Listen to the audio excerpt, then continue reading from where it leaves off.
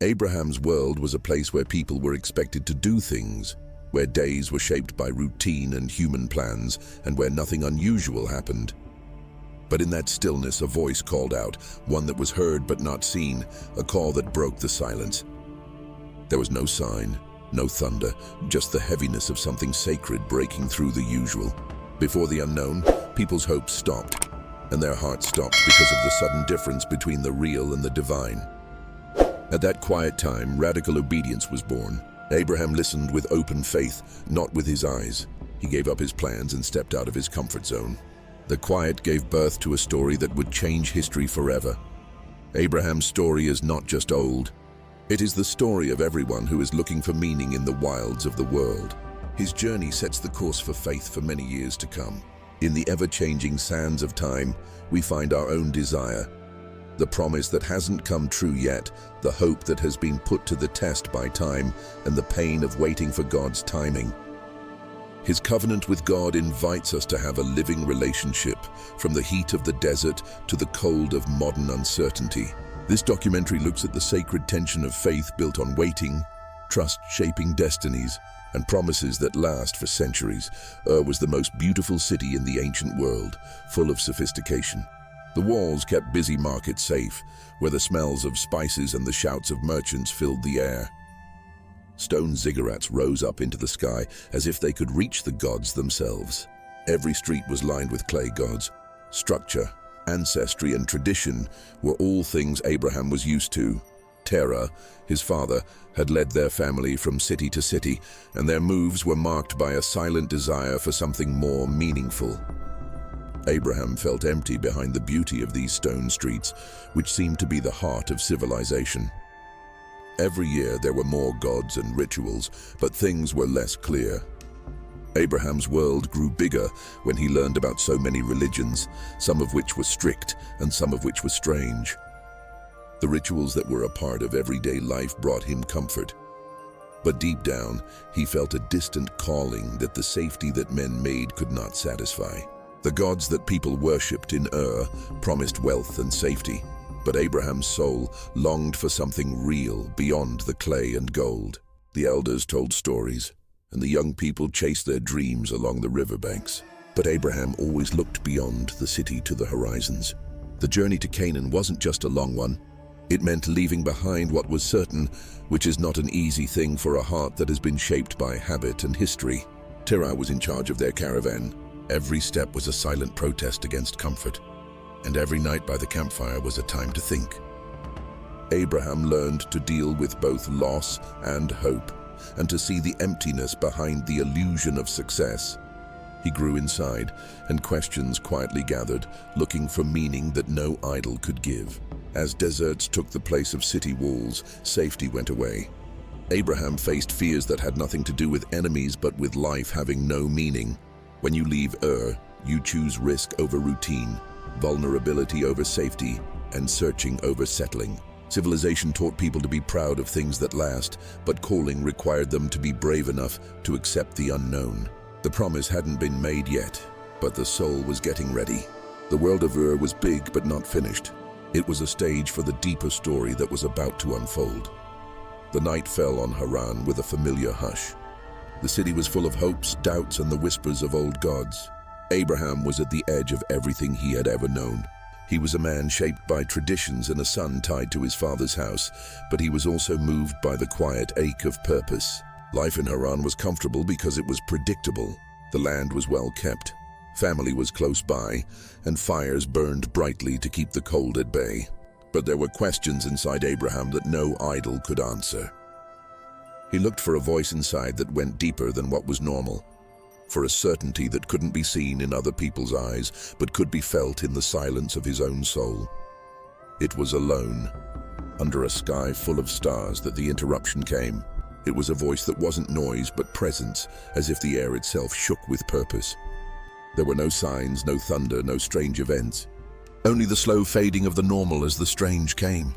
Leave your country, your people, and your father's house, and go to the land I will show you.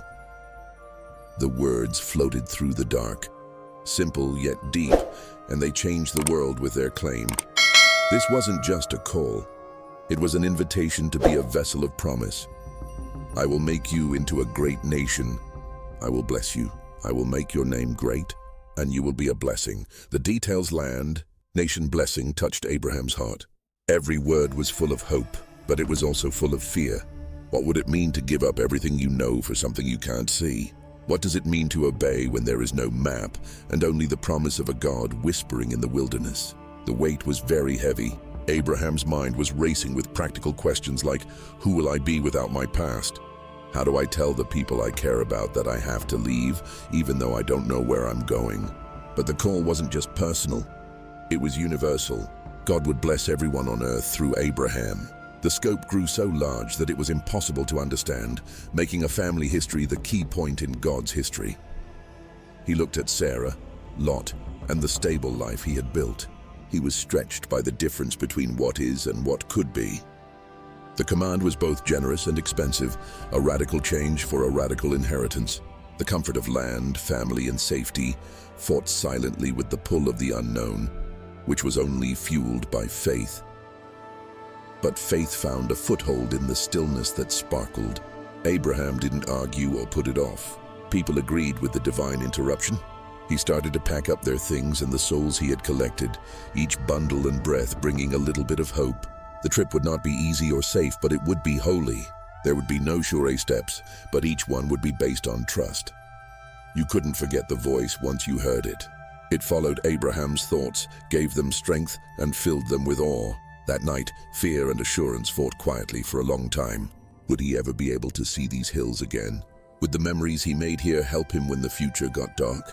But the promise throbbed in his veins: land, children, and a blessing, a legacy written before he even took his first step. As morning glowed on the horizon, Abraham looked back on his city, his family, his father's gods, and forward toward the invisible land shaped by a God whose presence filled everything and nothing all at once. The beginning of radical obedience was the end of Abraham's world. He walked without fully understanding, trusted without seeing any guarantees, and accepted the fate that had chosen him with shaking hands. So, Abraham got going. The break blessed the silence, turned a man into a pilgrim, and opened a door through which the whole story of faith would pass, a single call, quietly heard, that would echo through the lives of everyone who dared to listen. Before dawn, the quiet of Haran gave way to the promise of new horizons, and Abraham's first steps began. The world he was leaving wasn't dangerous. It was home, safe, simple, and easy to understand. But obedience led him where his mind couldn't go, and hope pushed him to keep going when all he could hear was a voice. He quietly got up, feeling the rhythms of the village in his heart. He gathered Sarah, his loyal friend, and Lot, whose presence would change the course of the journey. Things were piled up in a messy way. Every item in the box was a memory: woven cloth, carved wood, a child's smile, and the sound of parents laughing in the morning. Everything Abraham owned tested his faith. What was worth carrying when faith alone had to carry the most weight? Sarah stood at the edge of the tent, her silent questions matching Abraham's as the servants loaded camels and sheep moved around nervously. For her, the trip would require not only moving, but also trusting in her husband's God and an uncertain future. The road from Haran went through valleys and across plains that sparkled with hope and fear. Every landmark, from familiar thickets to distant mountains, was both a goodbye and a promise. As the caravan moved into unknown lands, the familiar faded away, and the pain of loss made Abraham's anticipation stronger. With every step away from comfort, faith grew stronger. In the morning, it was hard to move. Under the discipline of obedience, everyday things like fire, food, and family took on new meanings. Abraham led with confidence, even when he didn't always feel it. Some days the voice seemed close, the wind gave me comfort, and the sky's endless blue gave me strength. But there were times when doubt crept in, and the cost of the journey seemed too high, and the gap between promise and reality grew. Faith became muscle in these places, and strength was built one step at a time. Sarah also went through a change. She wasn't just a passive partner. She went through pain and hope with Abraham. They used to laugh together, but now they pray. The uncertainty they kept to themselves turned into shared strength. As the company moved, her faith quietly set the pace of the days, just like Abraham's determination did every night when they set up camp under strange stars. Lot, who was young and ambitious, saw the adventure in a different way, as an opportunity in the unknown. His hopes weren't as important, and his journey would eventually put the family's unity to the test. But in these early days, family ties helped people deal with being alone. Every mile changed who I was. Abraham became more than just a son. He became a father-in-waiting, a leader without a map, and a traveler in the land of trust. The trip made me realize that security isn't in walls or things that can be owned, but in words and beliefs. The tension between what is visible and what is not, between patterns that have been passed down and new possibilities, was both a challenge and a gift. As the camp settled down, Abraham stood in the quiet and thought about the voice that started it all. He let the day's uncertainty mix with the hope that was still there. He learned that faith is often built by doing simple things like putting one foot in front of the other and hoping that what is hidden will be revealed. This journey to Canaan was more than just a physical journey. It was also a spiritual one. Every step was an act of obedience, every mile a measure of faith, and every doubt an invitation to grow. The land lay before Abraham, open, bright, and full of both promise and doubt. When his caravan reached the last ridge, Canaan showed itself not as a fixed destination, but as a living landscape full of possibilities. The trip was over, but the real test had just begun. Abraham took in the strange air and felt the old ground under his feet, the place God had promised him in a whisper. But Canaan was not empty or immediately friendly. Tribes lived in its cities and roamed its hills. Abraham's first lesson was that a promise doesn't make things easier. It makes them different. The Lord came back to Shechem, where there was an oak tree sacred to other gods. He confirmed what he had said in Haran. "To your children I will give this land." Abraham's heart must have raced at the thought of how big it was the giving was not yet possessing. There was no action, just the promise that it would happen. He built his first altar in response, using rough stones that he shaped with his hands and prayed over. An altar was both a sign of thanks and a protest. It was a place where the unseen touched the seen, and it was a sign of faith in what could not yet be seen. Abraham's nomadic life was very different from the land's wealth. He led his people across wide valleys and scattered oaks, never stopping in one place and always moving. Every day, the conflict between inheritance and reality came to light.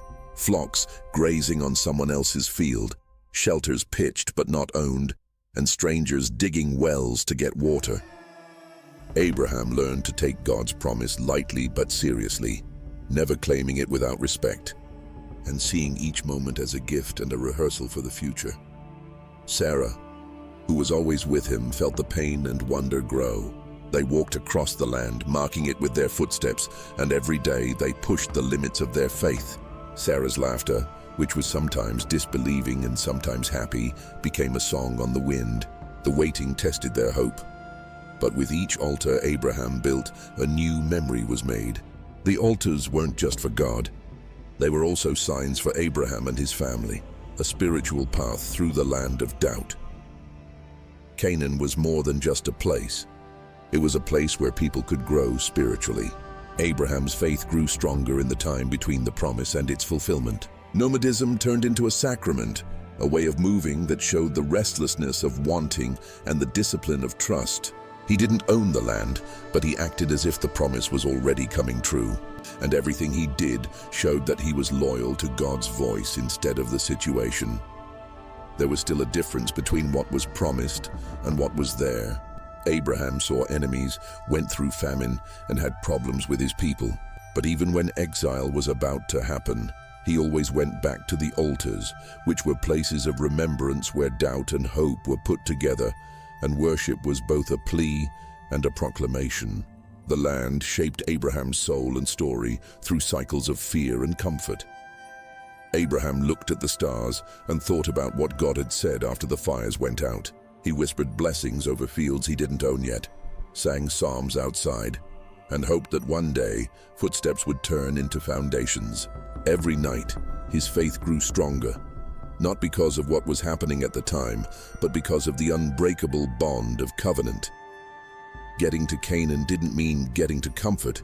It meant going into deeper dependence, richer paradox, and an unforgettable promise. The altars carved into the ground became stones of memory, and the endless horizon became a place of hope. Abraham's journey didn't end in Canaan. It got deeper. In the land of promise, trust was not only asked for, but also built.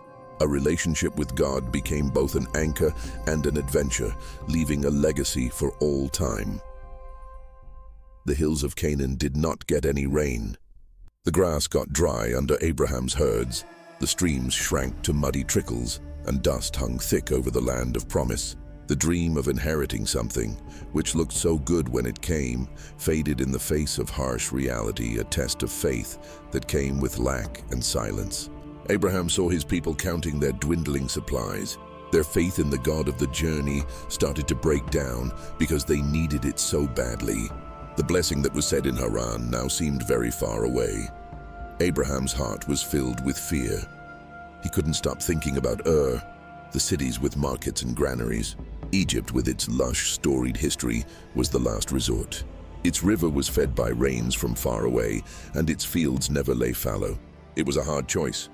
Should I trust the invisible God, or look for help in the world's richest empire? The choice was made out of need. Abraham led his caravan south, and with each step into Egypt, he felt uneasy and had questions. Was this action based on faith or compromise, wisdom or fear? Abraham's fear grew stronger as he crossed the border. Egypt's power was clear, its people were smart, and they looked at strangers with suspicion. Anxiety turned into a plan. Abraham was afraid for his life because he thought Sarah's beauty might attract trouble. He begged her to say she was his sister, a half-truth spun by fear to stay alive. Things happened quickly. Sarah's beauty caught the eye of Pharaoh's officials, who took her to the palace. Abraham got a lot of gifts, animals, silver, and servants, all because of a lie. But every gain came with a feeling of unease. Blessings felt empty in Egypt. Abraham's faith was so strong when he was called and so sure when he got to Canaan, but it faltered when he had to make a deal. God stepped in. God sent troubles to Pharaoh's house, which not only showed that God was angry but also made Abraham feel guilty. When Abraham was called before the ruler, he saw his own weakness in Pharaoh's anger. Why didn't you tell me she was your wife? Why did you tell me she is my sister, so that I thought she was my wife? Humiliation burned, truth came out, and Abraham was sent away. He had a lot of things, but not much peace. As Abraham and Sarah made their way back to Canaan, the famine behind them and the lesson still fresh in their minds, the meaning became clear. Even in exile, you can still get what you need, but you can only find peace through trust. The trip to Egypt showed not only the danger from outside, but also the fight between faith and fear inside. Abraham's inheritance didn't grow in the land of plenty. His worries did. Faith grew the most where there was real danger and complete trust in God. Sarah, too, was hurt by the event, which left her with a lingering sense of displacement and shame. The trust between husband and wife, which had been broken by fear-based strategies, needed to be rebuilt. In their humility, new prayers went up, not just for survival, but also for honesty and wisdom. For generations, the story of what happened in Egypt has been told. It is not about unbroken faith, but about a God who protects us even when we fail, and who plans our rescue when we lose faith. The return to Canaan was not a victory, but a restoration. Abraham built an altar, and now his worship was mixed with sadness and thankfulness. The famine in Canaan showed that there was a deeper famine inside. The desire to control, to protect at all costs, and to use cunning instead of faith. Abraham came back from Egypt with things, but the most important thing he got was a new determination to trust the God who calls, not just when things are going well, but also when they are not, and not just when it is sunny, but also when it is dark. Abraham learned that God's promise is not broken by fear, and that faith is not based on perfect behavior while he was in the dry land of Canaan and the fields of Egypt. Every crisis shaped the soul, revealing flaws and changing the way one saw things. The land, the journey, And the famine became stories that taught everyone who dared to walk in faith that true blessing comes after surrender, and that trust is found again when fear is named and conquered. As Abraham's herds grew, the green hills of Canaan got more crowded. They grazed next to Lot's flocks. The blessing of plenty brought new problems. Grass became scarce, water was fought over, and shepherds were on edge. Abraham saw the cracks in the old family unity grow bigger as the stress of wealth brought out problems that had been hidden for too long. Their tents were getting farther and farther apart, and their talks with Lot were getting tense. The promise asked for peace, but land disputes hinted at the need for change. Abraham chose to be generous instead of competitive because he trusted in God's future. "Don't let there be any trouble between us," he said. "The whole land is before you. Choose where you want to live." This offer was radical because it meant giving up control and putting off an advantage. Lot looked across the valley and saw the Jordan plains, which were well-watered and lush, like Egypt. He decided to go east, toward the cities of the plain, in search of comfort and wealth. The break was hard. Lot was both family and memory for Abraham, a piece of home that he took with him on his journey. Abraham felt both sadness and freedom as he watched his nephew leave. It wasn't just a practical solution to split up their homes and break up their plans. It was also spiritually important. Lot's choice showed how people tend to go after things that look good on the outside, while Abraham's strength came from a promise that couldn't be seen. It was a migration of fate, not of geography. God comforted Abraham after he showed his faith. Abraham stood under the open sky after Lot left and heard the reaffirmation of the covenant. "Lift your eyes. All the land you see, I give to you and your offspring forever." The pain of separation turned into a blessing, and the difficulty turned into deeper trust. God's word healed what loss had torn apart, filling in the gaps in family with hope. The spiritual meaning went far beyond the story of Abraham. The breakup wasn't a sign that the relationship wasn't working. It was a sign that it was getting better. Divine callings frequently necessitate relinquishment, even of cherished companions, to their individual journeys. Abraham's faith was tested not just by hunger or travel, but also by the hard choice of letting go of the people he loved so they could follow their own paths. This moment drew lines that would affect the lives of both the uncle and the nephew for generations to come. Abraham made another altar, which was a place to pray and remember. The stone piles stood for renewal, a time when faith let go of control and opened its hands to whatever God gave. Abraham's faith grew stronger when he was alone. It was based on land he didn't own yet, but God had promised him. The lessons were clear. God's blessing doesn't go down when people disagree. In fact, it often goes up when people are willing to give in. Being generous makes room for destinies to unfold. Abraham's legacy, formed through these subtle decisions, continues to resonate with familial discord, challenging separations, and a profound unity derived not from physical closeness, but from a collective faith in God. Night came to the plains of Canaan, but it wasn't quiet. Word got to Abraham that a sudden raid had happened. Eastern kings had come in with power and violence, looting cities and taking innocent people. Lot, who was once a friend and nephew of the captives, was taken from his home and thrown into the chaos of war. The news ruined the peace that Abraham had worked so hard to build. He listened carefully, feeling the weight of both his loss and his duty.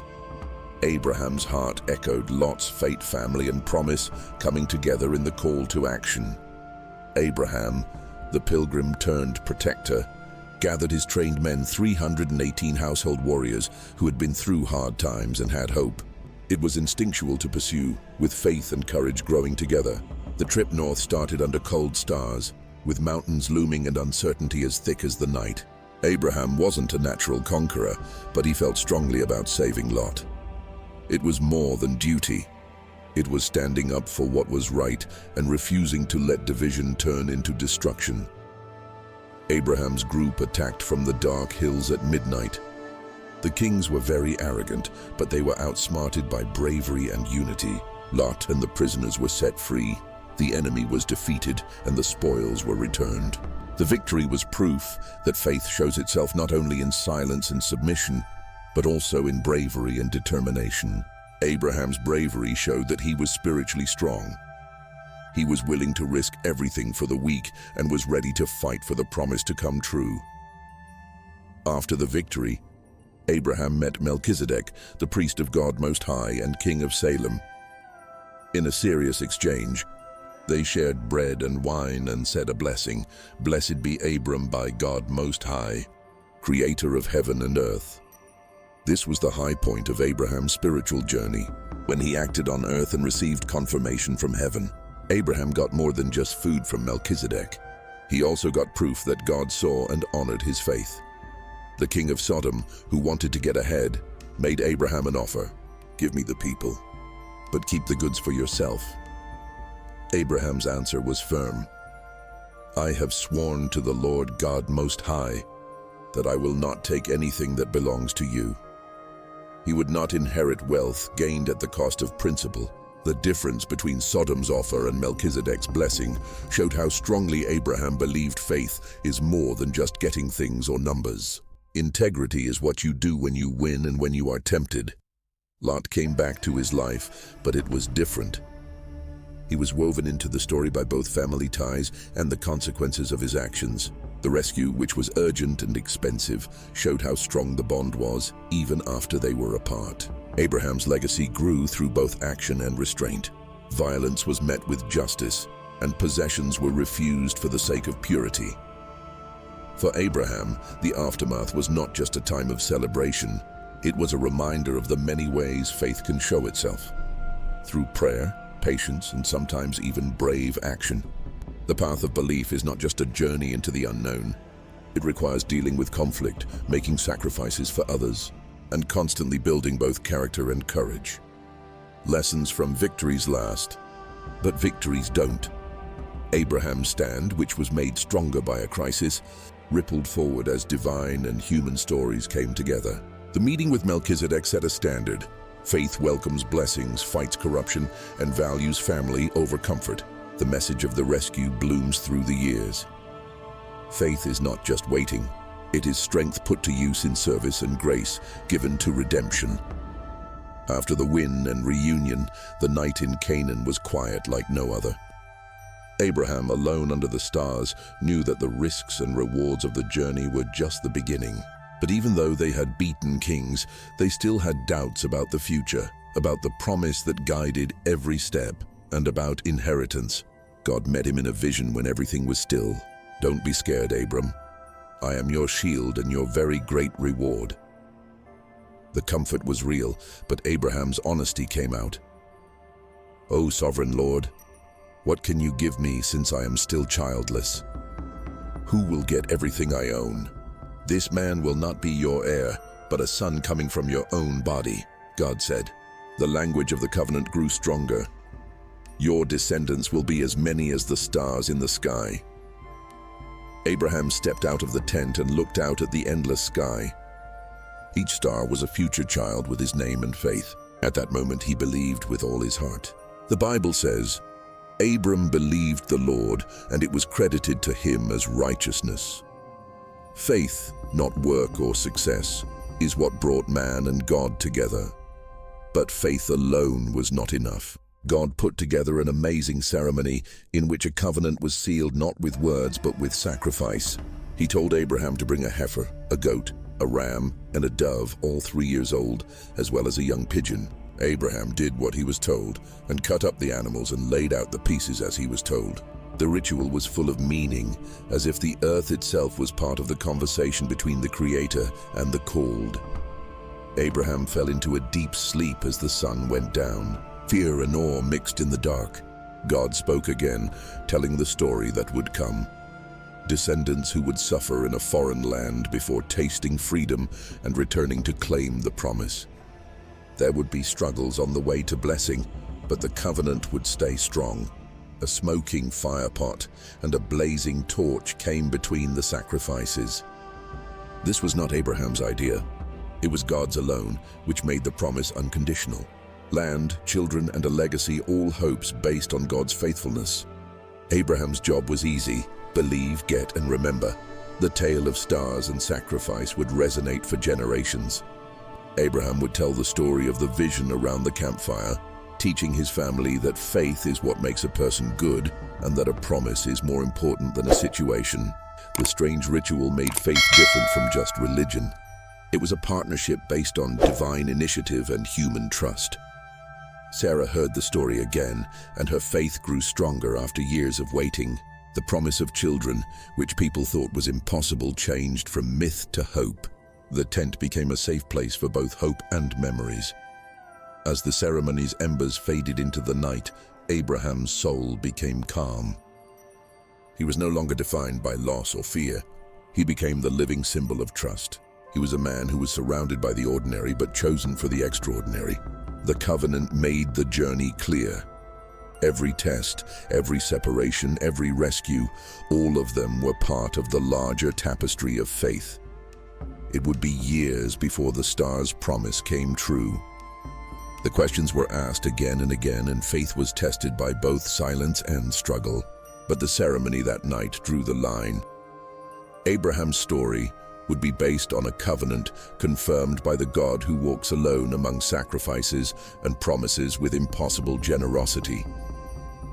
This moment, surrounded by stars and sacrifice, became the basis for everyone who would later walk by faith. Abraham learned that righteousness was not something he could earn, but something he could receive. The covenant ceremony, which was strange but real, showed the way from doubt to certainty. Abraham worshipped in the silence that followed, thanking God for being a friend to those who simply believed and for making promises shaped like stars that were too many to count, but were remembered by everyone and were divine. As time went on in Canaan, the promise of a son became harder to keep with each new day. The years went on and on. Hope, which had been strong, started to fade. Sarah was tired of waiting and was fighting with her own emptiness. A pain sang in countless silent prayers and midnight laments. Custom gave an answer when faith needed time. It was common in ancient times for a servant to be able to carry on the family line. Sarah, who was desperate and practical, gave her Egyptian maid Hagar to Abraham. She thought that maybe God's promise would come through normal means. Abraham agreed, even though he was torn between trust and pressure. Hagar, who had been hidden in the tent's shadows, was now the center of the family's future. She got pregnant and her life changed right away. The tension between Sarah and Hagar, who used to be mistress and servant, turned into competition. Hagar's feelings changed. She looked down on Sarah, and Sarah's anger grew. Joy at a new life mixed with the pain of not being good enough. Sarah blamed Abraham for her pain, and Abraham, who was worried and didn't want to get involved, let Sarah handle Hagar however she wanted. Hagar ran away into the wilderness because Sarah was so mean. Hagar was pregnant and alone, and she wandered around feeling rejected, thirsty, and scared. The angel of the Lord found her by a spring in the desert, which was a divine meeting in a place of despair. The angel called Hagar by name, showing that he knew her pain and story. The angel told her, "Go back to your mistress and obey. You are going to have a son. Call him Ishmael, for the Lord has heard your misery." Her pain gave rise to a complicated but honorable legacy. Hagar, moved by compassion, called God the one who sees me. She went back, feeling stronger after the meeting. The family never got back to normal. Abraham named Hagar's son Ishmael when she gave birth to him. Abraham loved the boy, but he still felt a deep pain because the child was born out of impatience, not promise. Sarah's anger grew, and the bond between husband and wife grew weaker. But God, who is always faithful, did not leave the broken family. This 10-year wait and mistake turned into a test. Abraham learned that even people who are faithful can make mistakes when the timing is wrong and the culture gives them easier answers than trust. Hagar's story has brought comfort to many people over the years. The God of Abraham is not only the master of the covenant, but also the one who cares for the outcasts, the misunderstood, and the wounded wanderer in the wilderness. The episode serves as both a warning and a source of hope. People can't make God's plans happen, but mercy is still there for mistakes. The angel's visit to Hagar in her darkest hour set a standard for those who are going through a lot of trouble. God sees, hears, and gives life where there was only loss. The promise still stood. Abraham and Sarah would have a son one day, Not because of anything people did, but because of God's creative power. The family got bigger and it was awkward and mixed up, with people being impatient and God being kind. The legacy of Hagar and Ishmael became a testimony to grace, a point of tension that would last through time. The family learned by waiting and failing, by sending away and welcoming home. God's promised circle grew to include people who don't fit in, people who make mistakes, and people who come back from the wilderness. God promises not only Isaac, but also comfort and a future for all children born into hardship. As Hagar's cries echo in the air, in Abraham's tent, pain made faith stronger and disappointment made hope stronger. The lesson was written for everyone who is waiting. God's promise will come when God wants it to. Trying to speed up what only God can bring about usually makes people need more mercy and gives them more chances to show grace. The desert winds had worn down Abraham's face, but time had changed him. The most years of moving, waiting, leading, failing, and persevering. But nothing compared to the time when God decided to change who Abraham was at his core. One day, when Ishmael's laughter broke the silence of waiting, the Lord came with new words. Your name will no longer be Abram, exalted father. You will now be known as Abraham, father of a multitude. This wasn't just a small change. The new name was a living prophecy, tied to a promise that was stronger than any other. Abraham's story was full of both fulfillment and impossibility.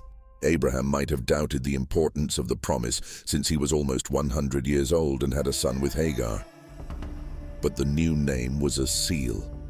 God's plan for Abraham's life was bigger than biology, time, and even Abraham's own imagination. Sarah was also in the circle of change. God said, Sarai shall be called Sarah, princess. This change gave her role dignity and purpose. She would be the mother of many nations, not just the wife of stories. In a culture where family ties and clan memories shaped people's identities, these new names told a different story, one that was meant to be given by God and couldn't be changed. But the covenant got even stronger when God gave the sign of circumcision. Every man in Abraham's house, from the oldest servant to the youngest child, would have this mark on his body. It was a physical sign of the faith he had promised in spirit. The act was expensive, private, public, and yet secret, writing the covenant into the bodies of the chosen family. It wasn't just a ritual. It was a change in how people felt they belonged. The renaming and the marking were connected. They all meant that God's promises changed not only the world around us, but also who we are at our core.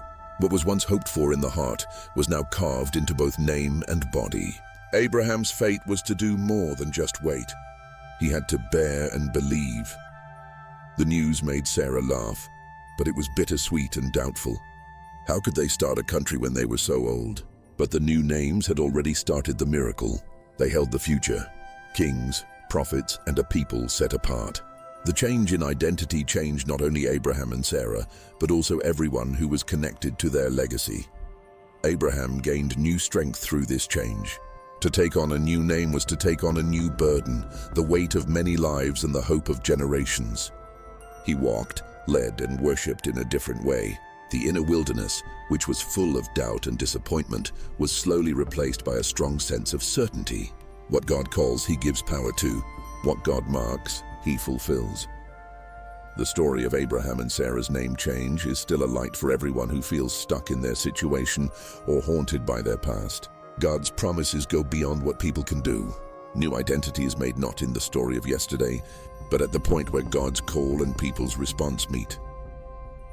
One bright afternoon, Abraham sat at the entrance to his tent in the oak groves of Mamre, looking out at the horizon out of habit and hope. The world was still, and the heat pressed down. Suddenly 3 travelers appeared. They looked like people, but they had an otherworldly air about them. Abraham jumped up quickly, his heart aware of the sacredness in the everyday. He hurried to greet the strangers, bowing low and offering them water for their feet, shade from the hot sun, and the promise of a big meal.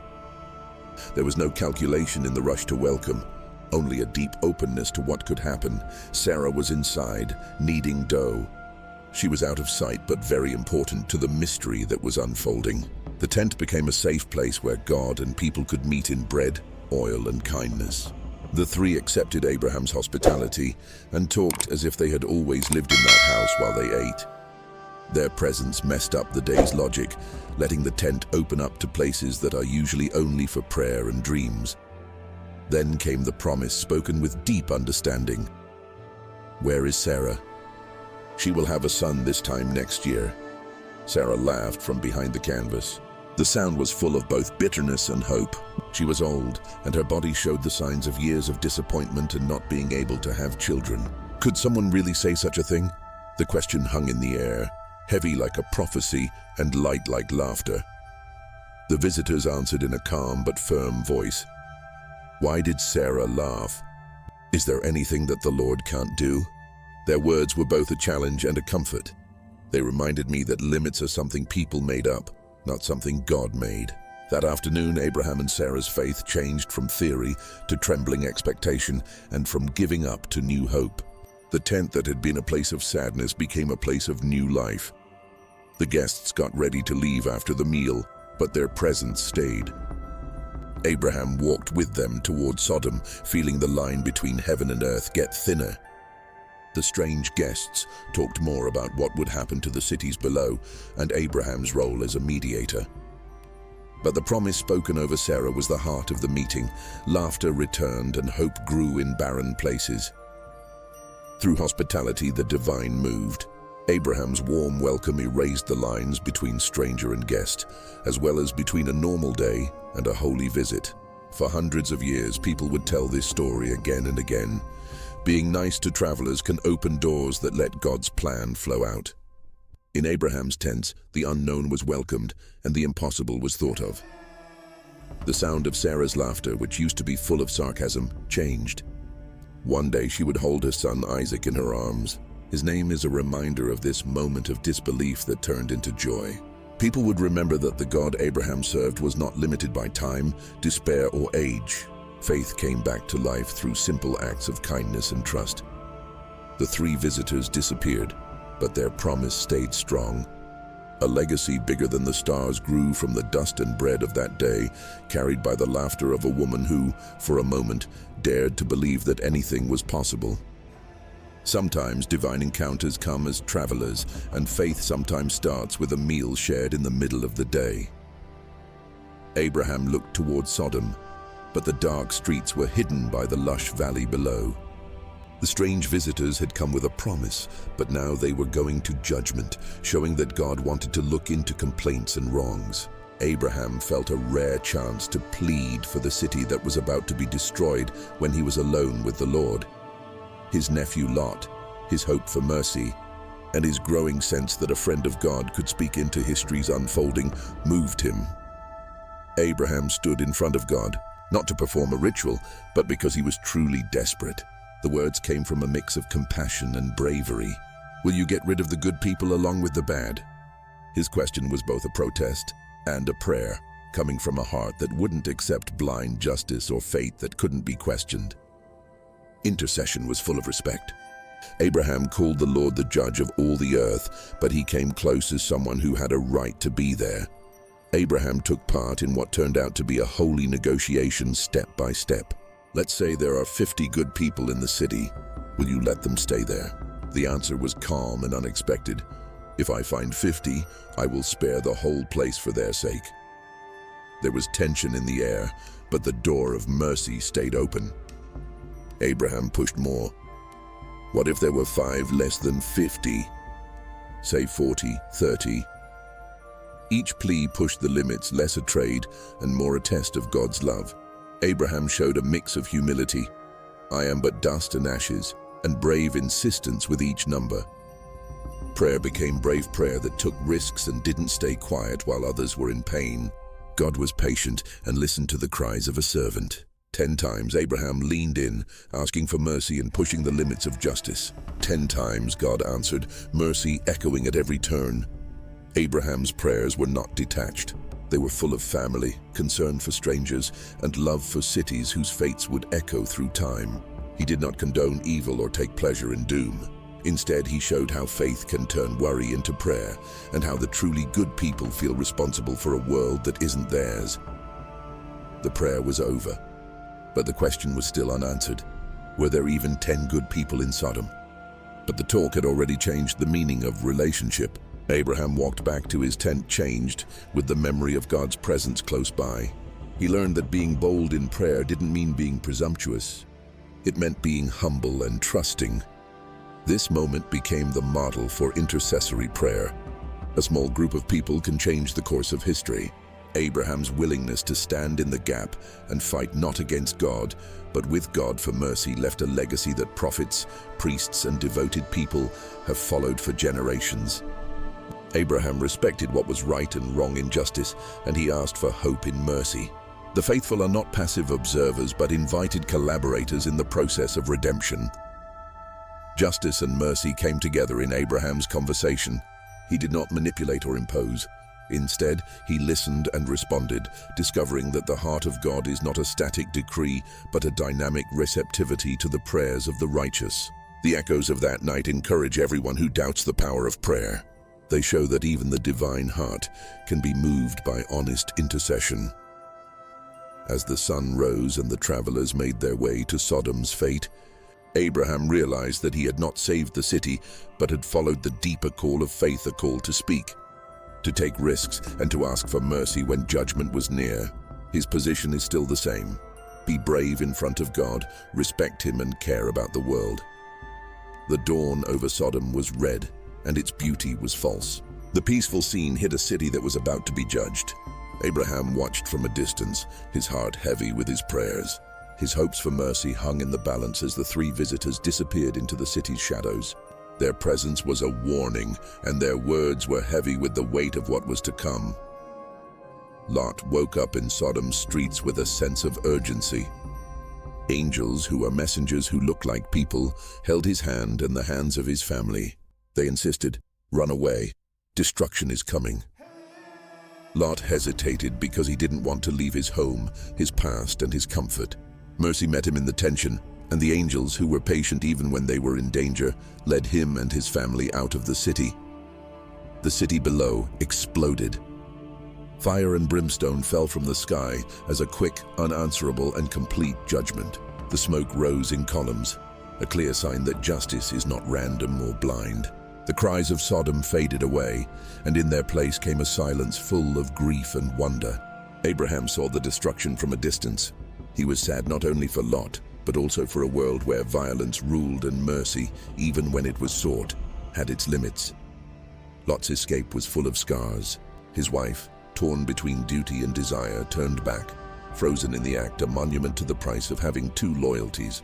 Lot and his daughters hid in a cave after a disaster where they were both saved and traumatized. The scene made Abraham think. His prayer didn't stop judgment, but mercy, narrow and strong, had taken shape in the salvation of the few who were brave enough to listen. The answer to his prayer was bittersweet. Not everyone was saved, but God had not ignored their friendship with him. The story of Sodom's destruction lives on. Abraham learned that divine justice is not revenge that is not personal, but the sad anger of a creator who is sad about the destruction of his world. Mercy is not giving everyone what they want. It is a hand that is always reaching out to those who want to be led out. The story poses an immediate challenge to everyone who reads it. What do we hold on to when the world shakes? When certainty fades, where do we put our trust? Abraham's perspective reverberates throughout spiritual history. To intercede means to be connected to both hope and disappointment. It means to believe that things can change, but also to accept the results of people's choices. The patriarch turned away from the destruction with humility. It was a holy burden for a broken world and a new call to trust God, whose judgments are mixed with sadness. But the story of Abraham went on even after the smoke cleared. There was more to say than just judgment. The grace that saved Lot pointed the way. Wherever faith responds, mercy answers, sometimes quietly and sometimes loudly, but always with the power to start over. As Sarah laughed, the desert wind played a softer tune. The promise was finally kept, even though it was against time, logic, and every other example of age and barrenness. Isaac was born in a nomad's tent, a child of prophecy who was conceived in the space between waiting and believing, laughing and crying. The impossible had come true, and the camp erupted in joy as old sadness gave way to new amazement. Sarah held her son close, her eyes wide with surprise. Once the sound of her laughter made me doubt, could this happen? Now it rang out as a happy prophecy. "God has given me laughter," she said, "and everyone who hears about this will laugh with me." What had made her feel ashamed became a public announcement of grace. The miracle was written on every line of her weathered face. The pain of waiting for a long time and the ache of hope that was never realized faded away in this moment of fulfillment. Isaac was more than just an heir to Abraham. He was a living proof that God can do anything. The patriarch was happy because he worshipped, thanked God, and saw things in a new way. Isaac's name, which means he will laugh, was a constant reminder that God's promise is not just something that is said in dreams, but something that happens in real life. The birth caused a lot of people to come to the tent to eat and celebrate. Laughter, which had been missing, was now everywhere, weaving through song, prayer, and stories that brought people of all ages together. Elders who had helped Sarah through years of waiting were now happy. The child's first cry made them forget their doubts. Being a part of the miracle changed what it meant to be part of a community. But the story didn't avoid struggle. The promise being kept didn't make up for the years of waiting or the scars of being impatient. Isaac's birth made people happy and made them think. God's timing was never late, but it was rarely early. His answer was always more than what we could have imagined. The pain of the past wasn't wasted. It became the backstory for the joy, which made the laughter and praise deeper. Sarah's testimony spread with every visitor and became the family's faith. She laughed as she saw a God who listens, remembers, and turns sadness into laughter. Isaac was a child of hope who brought back the pain of the years and gave it purpose and peace. He was the personification of holy desire and faith rewarded. Abraham and Sarah watched the boy grow, and every step he took was a sign that their promise had come true. Their hearts were at ease because they knew that God not only speaks, but also acts. The miracle lived and breathed among them, a real gift that was based on memory and wonder. The story changed from waiting to fulfillment when Isaac was born. But the journey of faith continued. Every morning, the camp woke up to the sound of a child's laughter. It was a holy song for people of all ages. With God, flourishing can come from the impossible, and laughter is the true end of lament. Isaac's early years changed the camp in many ways. There was laughter at dawn, curious footsteps between the tents, and Sarah's eyes were full of joy and wonder. As the child got older, so did God's promise. Abraham threw a big party when it was time to celebrate his weaning. Everyone at the camp was excited, and relatives and servants gathered around a table full of food from the land. The kids in the house laughed, which was a happy sound full of hope. But there was an undercurrent of tension in the circle of celebration. Ishmael, Abraham's son with Hagar, was almost a teenager. He was a child shaped by different things, with both his mother's story and Abraham's love for him. Sarah saw Ishmael making fun of Isaac during the feast. He might have done it out of jealousy, confusion, or just the awkward pain of being in two worlds at once. For Sarah, old wounds opened up again. The pain of waiting, the pain of comparing, and the fear that her son's place might still be in danger. Sarah's peace was broken at that moment. She instinctively wanted to protect and support the miraculous child she had given birth to. So she went to Abraham and said, "Drive out this slave woman and her son, for the son of this woman will not be an heir with my son Isaac." Her plea was strong, but it was also based on fear and the need to protect Isaac's future. Abraham was very upset because he loved both of his sons, and their laughter and cries were a big part of who he was as a father. Abraham prayed all night, fighting grief and duty inside him. God said, "Don't worry about the boy or your slave woman. Pay attention to Sarah, because your children will be named after Isaac. I will make a nation out of the son of the slave woman too, because he is your child." The promise was both comforting and instructive. One promise confirmed another, and pain was met with a bigger plan. Abraham got up early with a heavy heart, made food and water, and sent Hagar and Ishmael into the wilderness. The pain was almost too much to bear. The answer to the family crisis didn't take away love. It made the suffering clear. Hagar wandered through the desert, lost and almost hopeless, until she heard her son cry. But God heard. The angel of God called to Hagar, showing her a well and a future. He promised that Ishmael would be the founder of a nation. Peace was fragile in the camp, but the legacy of faith was strong. Abraham and Sarah watched Isaac grow up, knowing that every gain comes with a cost, and every blessing comes with its own pain. God's family wasn't perfect, but their failures and changes of course showed that they were still working toward their goal. The birthright was made clear, and God's faithfulness, not human ability, mapped out the future. Sarah's watchfulness turned into thankfulness when she saw God's hand in both protection and provision. The pain of being apart didn't end the story. It opened up new possibilities. God led both promise and pain in the wilderness and at the feast.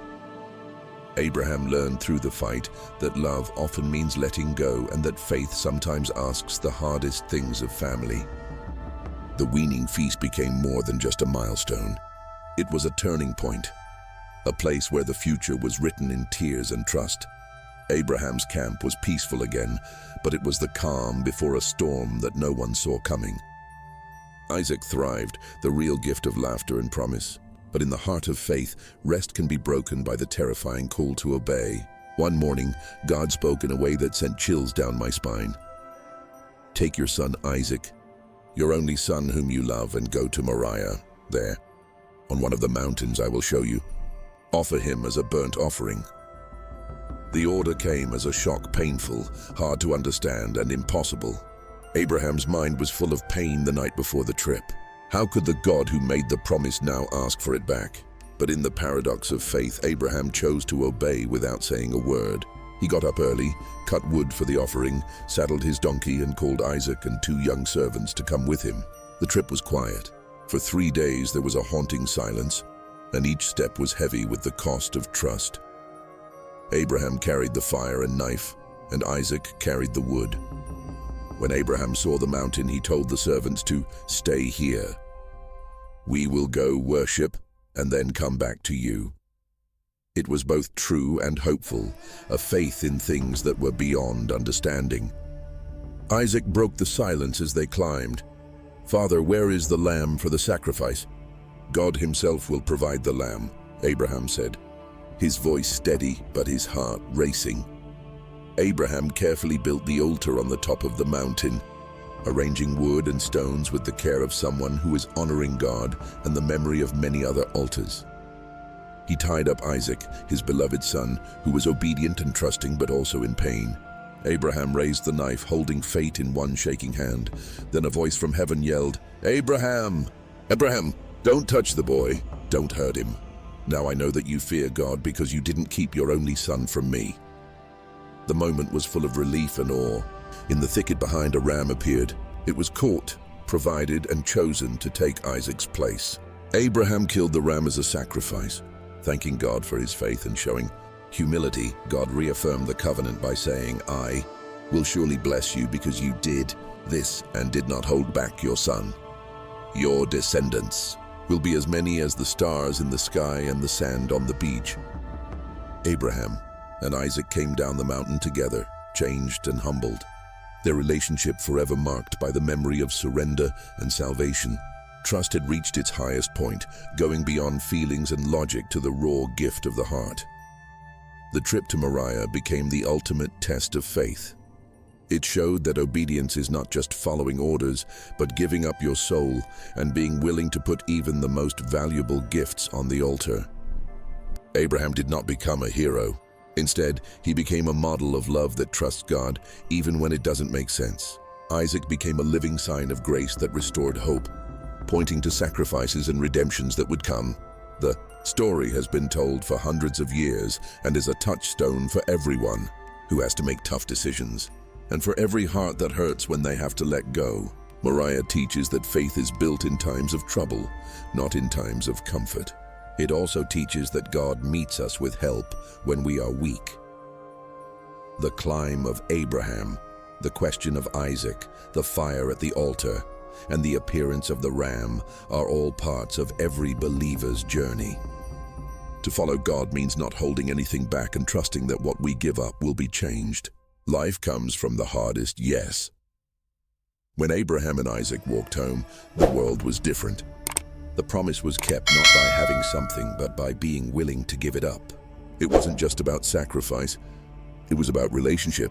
It was about knowing the God who provides and whose love changes every altar. The world held its breath as the silence on top of Moriah settled over Abraham and Isaac.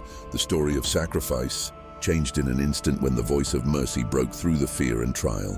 The knife dropped, the tears returned, and awe replaced pain. Abraham turned when he heard rustling and saw a ram with its horns stuck in the bushes. It was a living answer to his unspoken prayer, a divine replacement for Isaac. The mountain was filled with relief, and the cost of faith was now paid for in grace. Abraham untied his son and held him in his shaking arms.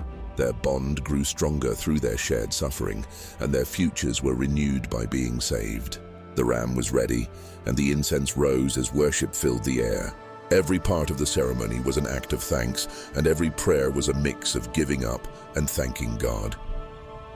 The moment was not just personal. It was universal. Abraham said, "God will provide," and he named the place Jehovah Jireh.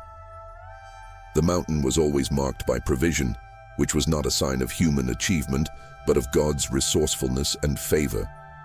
The story of the ram would live on long after the day's problems were over, becoming a symbol of salvation and a model for future stories of mercy.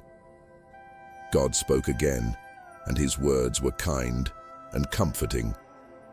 "I have sworn by myself that because you have done this, I will surely bless you, and your children will own the gates of their enemies.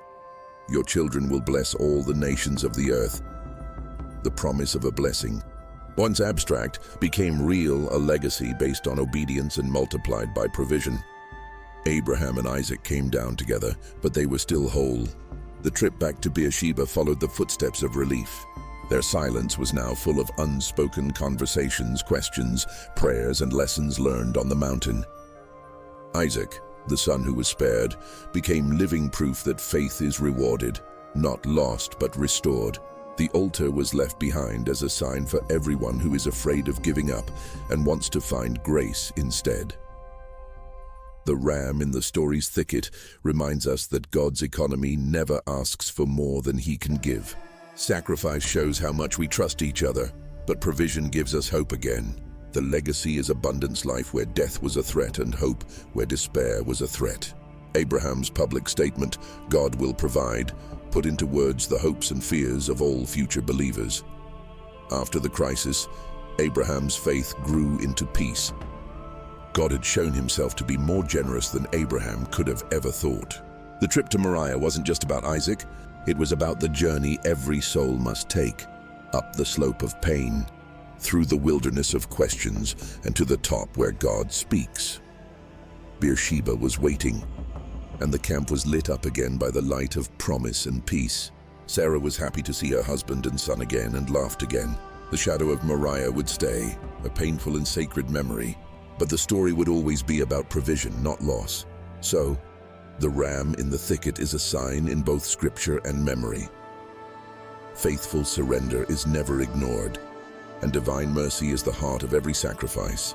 Abraham's legacy, forged in adversity and renewed in abundance, serves as the inheritance for all who pursue God's favor amidst the dichotomy of sacrifice and reward. Time's quiet tide moved through Abraham's camp, marking the years with both gain and loss. Sarah, who had waited, laughed and cried as the promise unfolded, finally got to Hebron, where her journey ended. Her death wasn't just a passing. It marked the end of an era and the loss of a voice that had shaped every hope and every hardship. Abraham's tent was full of grief, which was made worse by memories. He was sad not just for his wife, but also for a friend whose faith had survived famine, exile, miracles, and the birth of destiny. Their laughter, fights, and prayers together became echoes in the silence of their separation. Abraham cried next to her body, and the pain of being apart showed how much love they had for each other. Abraham wanted to find a place for Sarah to rest among the living, not as a wanderer, but as someone who was anchored by promise.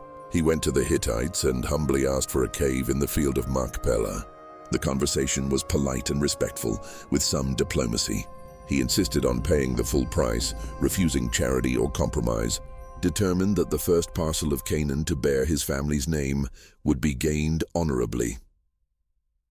The cave was where Sarah slept, and it was the first thing she owned in the Promised Land. It was both a grave and a monument, a sign that inheritance is claimed not only in victory but also in grief, not only in vision but also in memory. Abraham buried Sarah and marked the spot with stone and prayer. He stood in the dark, looking ahead to the future without her, but with her faith in every step he took. The sadness spread beyond Abraham. The whole family stopped to remember what Sarah had meant to them. Family and servants came together to tell stories about her strength, her laughter, and how she had been able to get through things that had once seemed impossible. They remembered how strong she was and how legacy is built on both patience and success. The camp's identity was shaped by Sarah's legacy. She wasn't a passive figure. She was an architect of hope, a mother to a nation, a woman whose doubts and joys were woven into the fabric of fate. Now that she was gone, Abraham felt a change, a new chapter starting, based on continuity instead of loss. For generations, the cave in Machpelah would be the place where people were buried, a place where memory and promise met.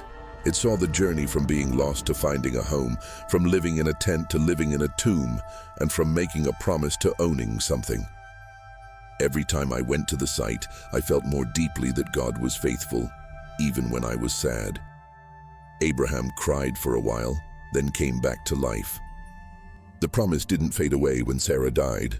It grew stronger with grief and memory. Abraham found new strength to go on by honoring her. The line of faith stayed strong, even through pain, thanks to hope. Sarah's death marked the end of an era, but the promise would still be kept. Abraham learned that every goodbye is a chance for a future blessing. From loss, legacy grew stronger. From grief, new hope grew in Canaan, and in hearts made ready for faith. Abraham's tent was empty without Sarah, but life went on. Isaac was sad and prayed alone. Abraham knew how important it was to leave a legacy, so he decided it was time for Isaac to get married. Faith and promise would work together to shape the future.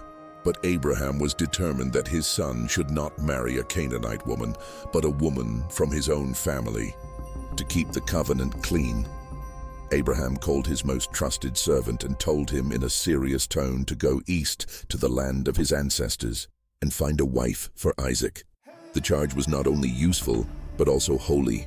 Abraham made his servant swear an oath hand on thigh, words sealed in silence, that Isaac would not leave Canaan, that the bride must journey to him, that God's angel would guide the way. The servant set off with a lot of valuable things, gifts that would show how much Isaac was worth and how much God loved him. He stopped to pray at the edge of a faraway town, next to a well that sparkled in the golden dusk. "O Lord God of my master Abraham, help me today and be kind to my master Abraham." His prayer set the tone for the quest. It needed help from above. The servant stood by and watched as villagers gathered at the well, looking at their faces and gestures. Then Rebekah showed up, looking strong and beautiful with her water jar. The servant came up and asked for a drink. She gave it to him without being asked and offered to water his camels as well. Her kindness and hard work were like Abraham's hospitality, which was a sign that God had answered his prayers. The servant's heart was full of joy, and Rebekah was a good person. He brought gifts, told his story, and was welcomed into Rebekah's home. The family listened, their hearts changing as they heard the story of faith and divine appointment. When asked if she would go, Rebekah simply said, "I will go." Her answer showed the same bravery as Abraham's, as she was willing to leave what she knew for what she didn't know. The trip home was full of excitement. Isaac, who was working in the field at night, looked up when the caravan came. Rebekah put on a veil, and everyone in the meeting was quiet and amazed. Isaac took her to Sarah's tent, where she found comfort and new beginning after a long time of grief. Rebecca's presence was healing, and her personality was good for both a partner and a promise. Their marriage was not only romantic, but it was also God's plan. Rebecca continued the tradition of faith, hospitality, and bravery. Isaac's heart, which was once full of sadness, opened up to love and new starts. They built a foundation of trust, obedience, and the stories they shared of their journeys and prayers. Abraham's part faded, but his vision stayed strong. The search for Isaac's bride became a signpost for future generations. God guides steps, honors covenant, and chooses partners not by accidents of birth, but by character and providence. The story reminded everyone that faith journeys are rarely done alone. At the right time and in the right way, companions are raised up to move promise forward. As Abraham got older, the lines on his face, which were marked by laughter, tears, and the sun's unyielding fire, became softer. The years after Sarah left were quiet blessings, with less drama and more fulfillment. Abraham married Keturah and saw her have more children. Each child was a promise, but their lives were very different from Isaac's. The camp grew again, with the sound of young voices mixing with memories of old trips. Wisdom was the most important thing in Abraham's life. He carefully took care of his business, giving gifts to his other sons, while making sure that Isaac remained the only heir, the person through whom God's covenant would last. Kindness and clarity guided decisions, and the drama of separation gave way to a peace based on trust and understanding. In these later years, Abraham's relationship with God was shaped by both memory and hope. Lessons learned the hard way on mountains and in valleys were next to new joys, like the happiness of seeing Isaac grow up and the quiet pride of seeing the family line grow into the future. The burial cave at Machpelah was now a sign of hope that would last, keeping Sarah safe until Abraham could rest. Abraham felt that his own story was coming to an end as the time drew near. The camp got ready with respect, with sons and servants coming together to honor the patriarch who had traveled farther and taken more risks than anyone else. The death of Abraham did not end hope. Instead, it wove one person's faith into a tapestry that would last for generations. Isaac, now the main heir, stepped up as the spiritual anchor and bearer of the legacy. He gently buried his father next to Sarah, and the cave at Machpelah now holds both the past and the future. Abraham's memory became a guide for those who followed. His obedience and surrender, his laughter and silence, all became lessons for others. Abraham's legacy was more than just land, children, or money. It was the story of a life lived with God. The wandering traveler became the father of many tribes, and a faith that changed the world grew from simple choices and great trust. The story kept going even though the camp was sad. Abraham was still there in every prayer, every lesson, and every tent that stretched out to the horizon, even though he was gone. His last breath was a sigh of thanks, and his soul closed its eyes on one world and opened them in the arms of God's never-ending faithfulness. Abraham's long journey is the model for faith, which is written in both his actions and the inner landscape of trust and surrender.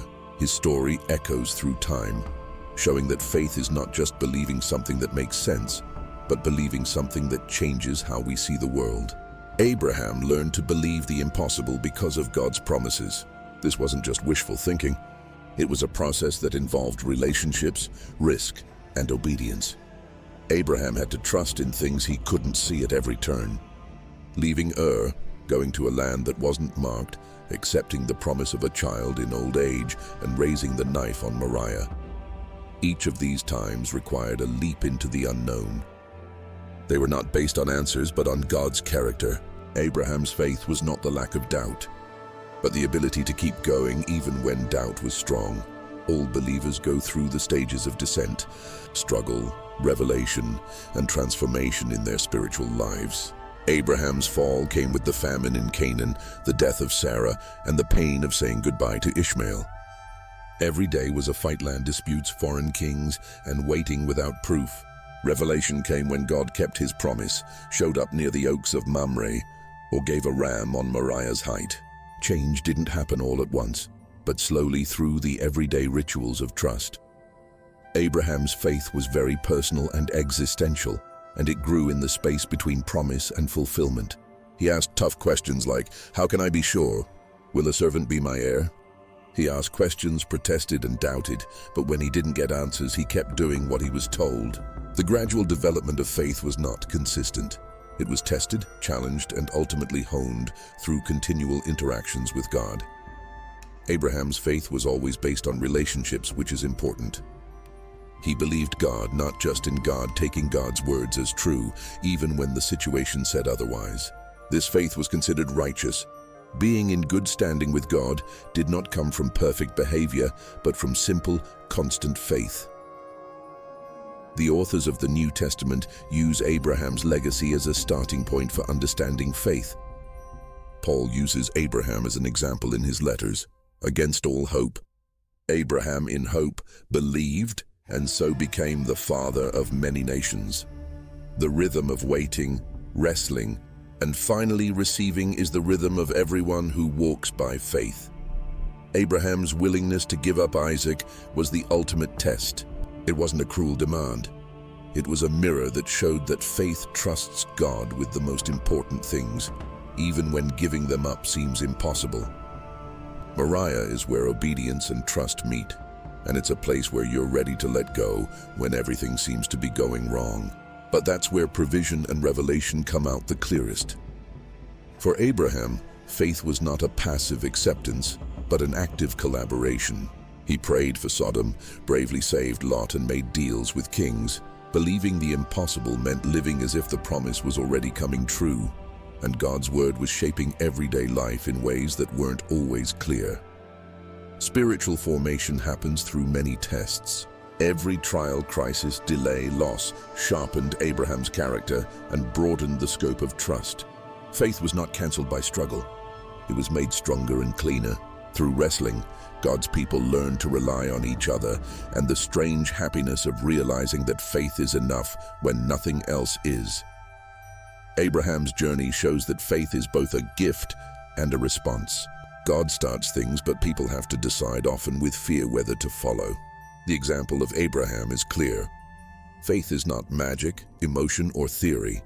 It is radical reliance that comes from revelation, is kept up by relationships, and is put to the test by the hardest questions in life. Abraham's legacy is a faith that believes in the impossible and, by believing, finds the truly possible that God has opened up to him. The covenant is at the heart of Abraham's journey. It is an agreement whose beginning and end go beyond a simple contract. The Abrahamic covenant is both an anchor and a horizon. It is a divine initiative that needs human trust, but relies on God's faithfulness above all else. It starts with God's call, not Abraham's worth. "I will make you into a great nation. I will give you a blessing. I will make your name great, and you will be a blessing." The structure of this covenant is very one-sided, with God's promise being unconditional and Abraham's faith being open. In contrast to the treaties of ancient kings, which required both sides to do their part, God alone passes through the pieces of the sacrifice at dusk. This is shown by a smoking firepot and a flaming torch. Abraham watches, not because he is good at something, but because he is a participant by grace. The message is clear. God is bound to keep the promise, and the future is safe, not because of Abraham's perfection, but because of God's determination. So, faith is not a way to negotiate. It is a response to generosity. Abraham's faith is seen as good because he admits that he needs help and trusts a God who starts loving commitment before obedience is complete. The covenant does not break even when Abraham makes mistakes, like when he has Hagar or when he is afraid. God stays the same. Mercy brings correction, and the promise lasts. The covenant's scope transcends biology and history. It goes on forever. Descendants are not only many, they have a purpose. The land is more than just something to pass down. It's a place where things can grow, but the blessing goes beyond that. All peoples on earth will be blessed through you. The stages of the covenant go from one person's journey to the fate of nations. This grace that has no conditions goes on through the Bible, changing shape in the Davidic covenant, a throne that lasts forever, and finally, in the new covenant in Christ. Paul will say that those who have the faith of Abraham are heirs of the promise. This promise was first whispered in a tent in the desert and sealed by stars, and it includes both Jews and Gentiles. The Abrahamic covenant fundamentally guarantees that salvation and significance are not attained, but conferred. The believer's task is to have faith, give in, and be changed by the story of a God who keeps his promises. Abraham's legacy is not a tale of unwavering faith or perfect obedience, but rather a narrative of profound grace and the enduring love of the one who traverses the fragments, assuming both the expense and the assurance. The covenant asks each generation to remember and live by it, to put their hope in what can't be changed, and to act on the belief that God will finish what he starts. Abraham's relationship with God serves as the archetype for spiritual existence, a covenant that is both individual and universal, affirmed by an unwavering promise and embraced through sincere faith. The main lesson of Abraham's journey is that hospitality can lead to a meeting with God. The account of 3 strangers welcomed under the oaks of Mamre transcends ancient desert traditions, serving as a model for each generation in pursuit of God within the mundane. Abraham's quick welcome, his insistence on water for tired feet and bread for hungry eyes, turns hospitality from a social norm into a spiritual practice. This changes not only the outcome of the day, but also the legacy of faith itself. Abraham does more than just give shelter in these moments. He lets go of his suspicion. He opens up his world, allowing for interruptions in God's unpredictable movement. What could have been a short conversation turns into a revelation. The visitors make promises, see hearts, and leave behind the seed of laughter. Sarah, who is hiding in the tent, hears the miraculous promise that by this time next year, she and Abraham will have a child. At first she was skeptical, but her laughter turned into a sign of divine joy. In the Bible, hospitality has a deeper meaning. As Hebrews will later say, it is to entertain angels unawares. But hospitality is more than just welcoming angels. It is also welcoming God himself. It connects the host and guest, bringing them both closer to blessing. Abraham's model is more than just being generous. It is being open and aware, ready to be changed by the meeting and to give as well as receive. Today, the idea of hospitality goes beyond just being nice to others. To welcome the stranger, to offer help without thinking about how it will affect you, to make places where needs are met and stories are honored, these are all ways to carry on Abraham's legacy. Generosity goes from transaction to transformation, bringing blessings that are both expected and unexpected. The radical core of the hospitality paradigm is this: those who make room for the other often find themselves hosting the holy. The camp at Mamre wasn't a palace, and Abraham wasn't a king, but he made room for the infinite to break into the finite. Every loaf of bread shared, every shade offered in the heat, and every ear that listens becomes holy ground.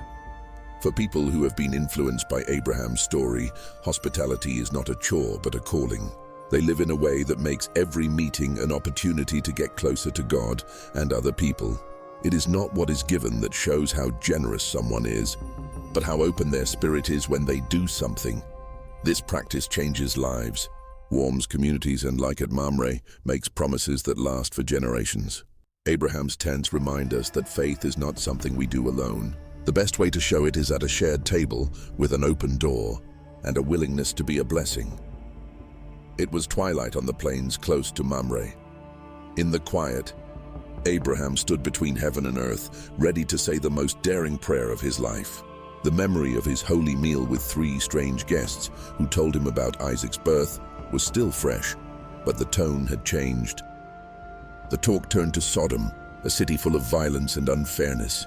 Judgment was coming, but Abraham felt something deeper, an invitation to fill the gap. The scene shows a new level of faith, going from being close to God to being responsible for other people's lives in front of God. Abraham's prayer isn't a set prayer. It's bold, shaky, and deeply personal. He respectfully calls the Lord the judge of all the earth, but he has the nerve to question divine justice. Will you sweep away the righteous with the wicked? The question is both respectful and bold, holding God to his own merciful nature.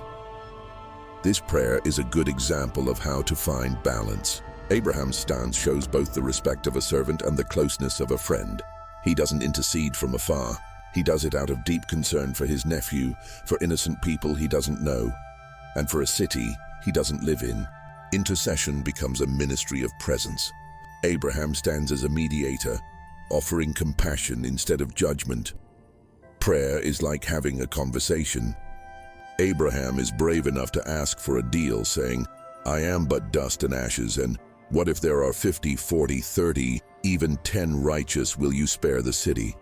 Abraham pushes deeper into God's mercy with each turn, testing not God's patience but God's love. His dialogue has a slow, thoughtful rhythm, and each pause is an invitation to pray and respond. What drives Abraham? Not sentimentality, but a desire for justice that includes both righteousness and grace. His concern for Sodom reflects God's own heart, a love strong enough to ask for help for those who can't or won't ask for help for themselves. The mystical essence of intercession is unveiled. To stand before God is to partake in both his sorrow and his aspirations for the world. Abraham's prayer, while audacious, acknowledges the constraints of intercessory authority. The city will not be saved because there aren't 10 good people there. Where hard-heartedness rules, judgment falls. But his plea is not in vain.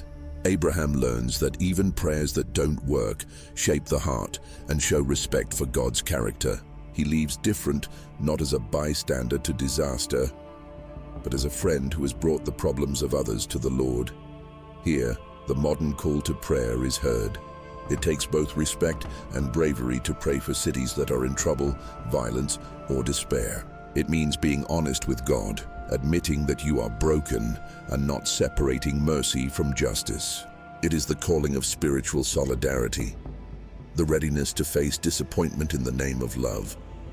To pray like Abraham is to have hope in the face of danger, to care about more than just family, and to remind God of what friendship with him can do. There are real limits to intercession, but its strength comes from the humble and persistent act of bringing the wounds of humanity before God's mercy. The intercessor stands between mercy and judgment, doubt and faith, and heaven and earth. Even if cities fall, the world will never be the same, because someone has dared to stand before God and ask for justice and compassion to meet. The path of faith goes through places that are not only blessed, but also tested. In Abraham's life story, every promise from God comes with a test a series of times when he had to obey, even though he didn't know what would happen next. Testing is not a punishment. It is the fire that cleanses and strengthens trust.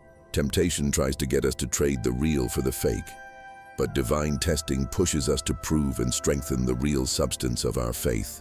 In this play, God is not a tempter but a teacher, a refiner who wants to get gold out of the dust of human weakness.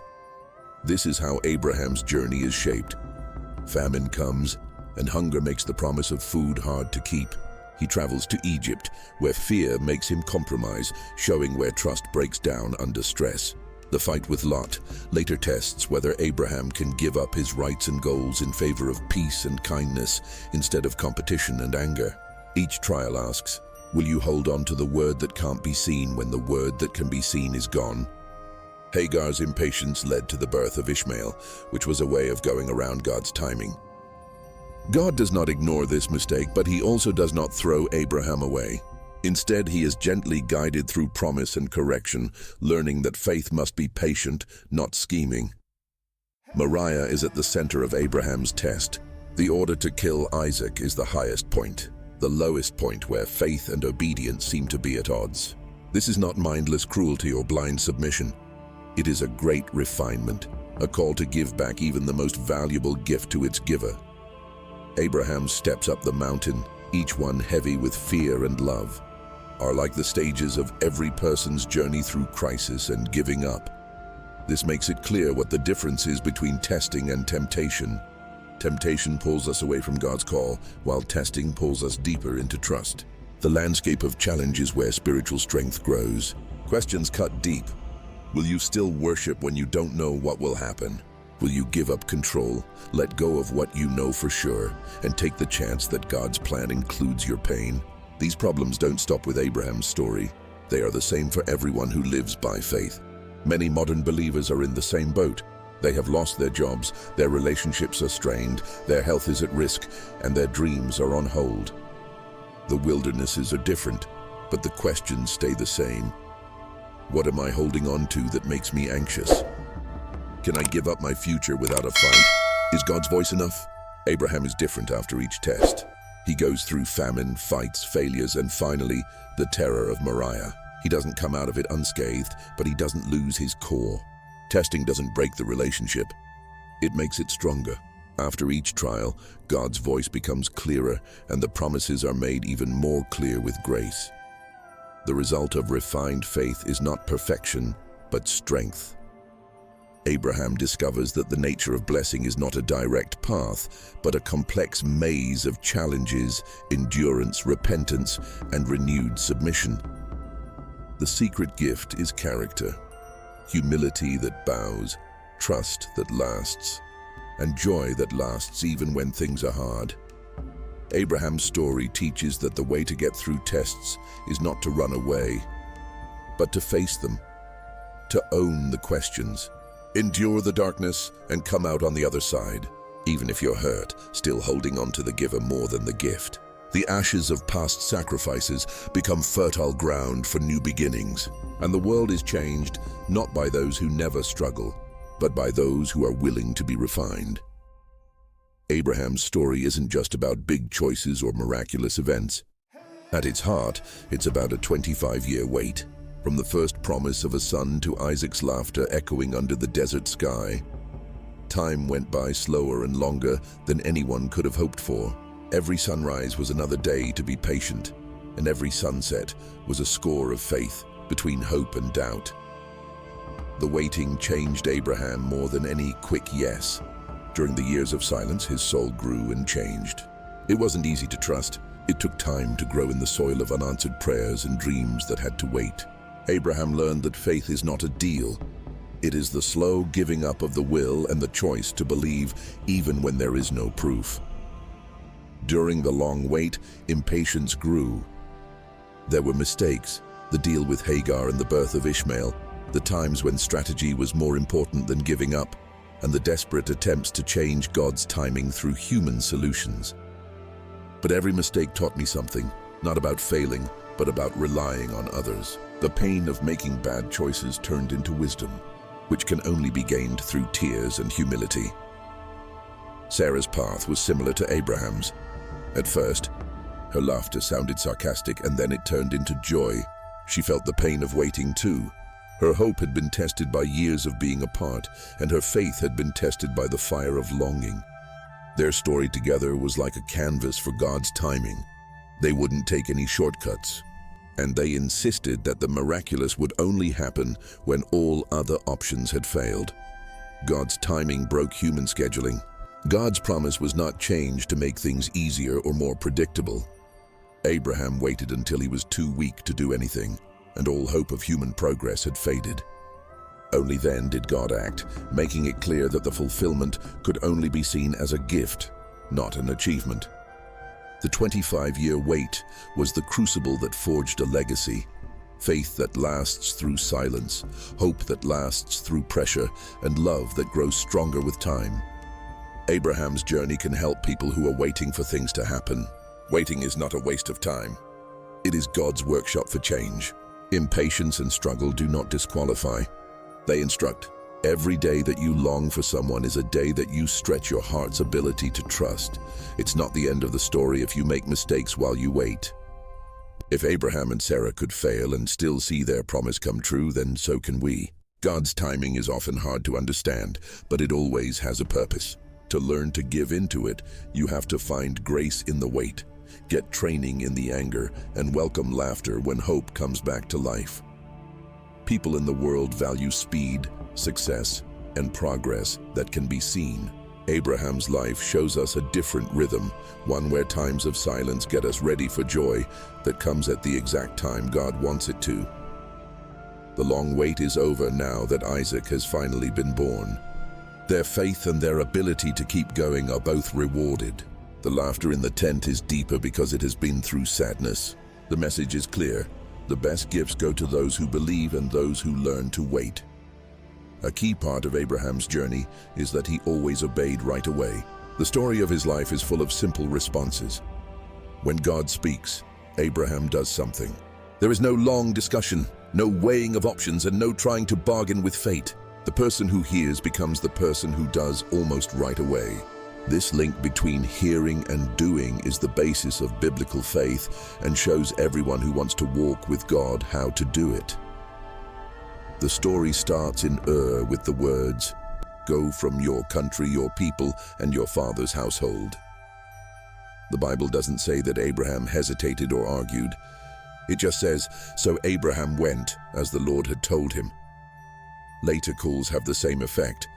Abraham's obedience is quick, steady, and plain, whether it means getting up early to get ready for Isaac's sacrifice, or leaving home for an unknown place. This pattern is very different from how people today tend to put things off and make things more complicated. Abraham just does what he's told, while modern spirituality often has trouble with analysis paralysis. The cost is rarely low. He leaves his family, risks his wealth, gives up his safety, and finally puts his beloved son on the altar. Every act of quick obedience comes with a cost, but it also opens the door to blessings that can't be reached by being careful or doing things halfway. Abraham's struggles and doubts show the cost of not obeying right away. The choices made about Egypt and Hagar show signs of hesitation, human planning before divine action, and the results cause pain that isn't needed.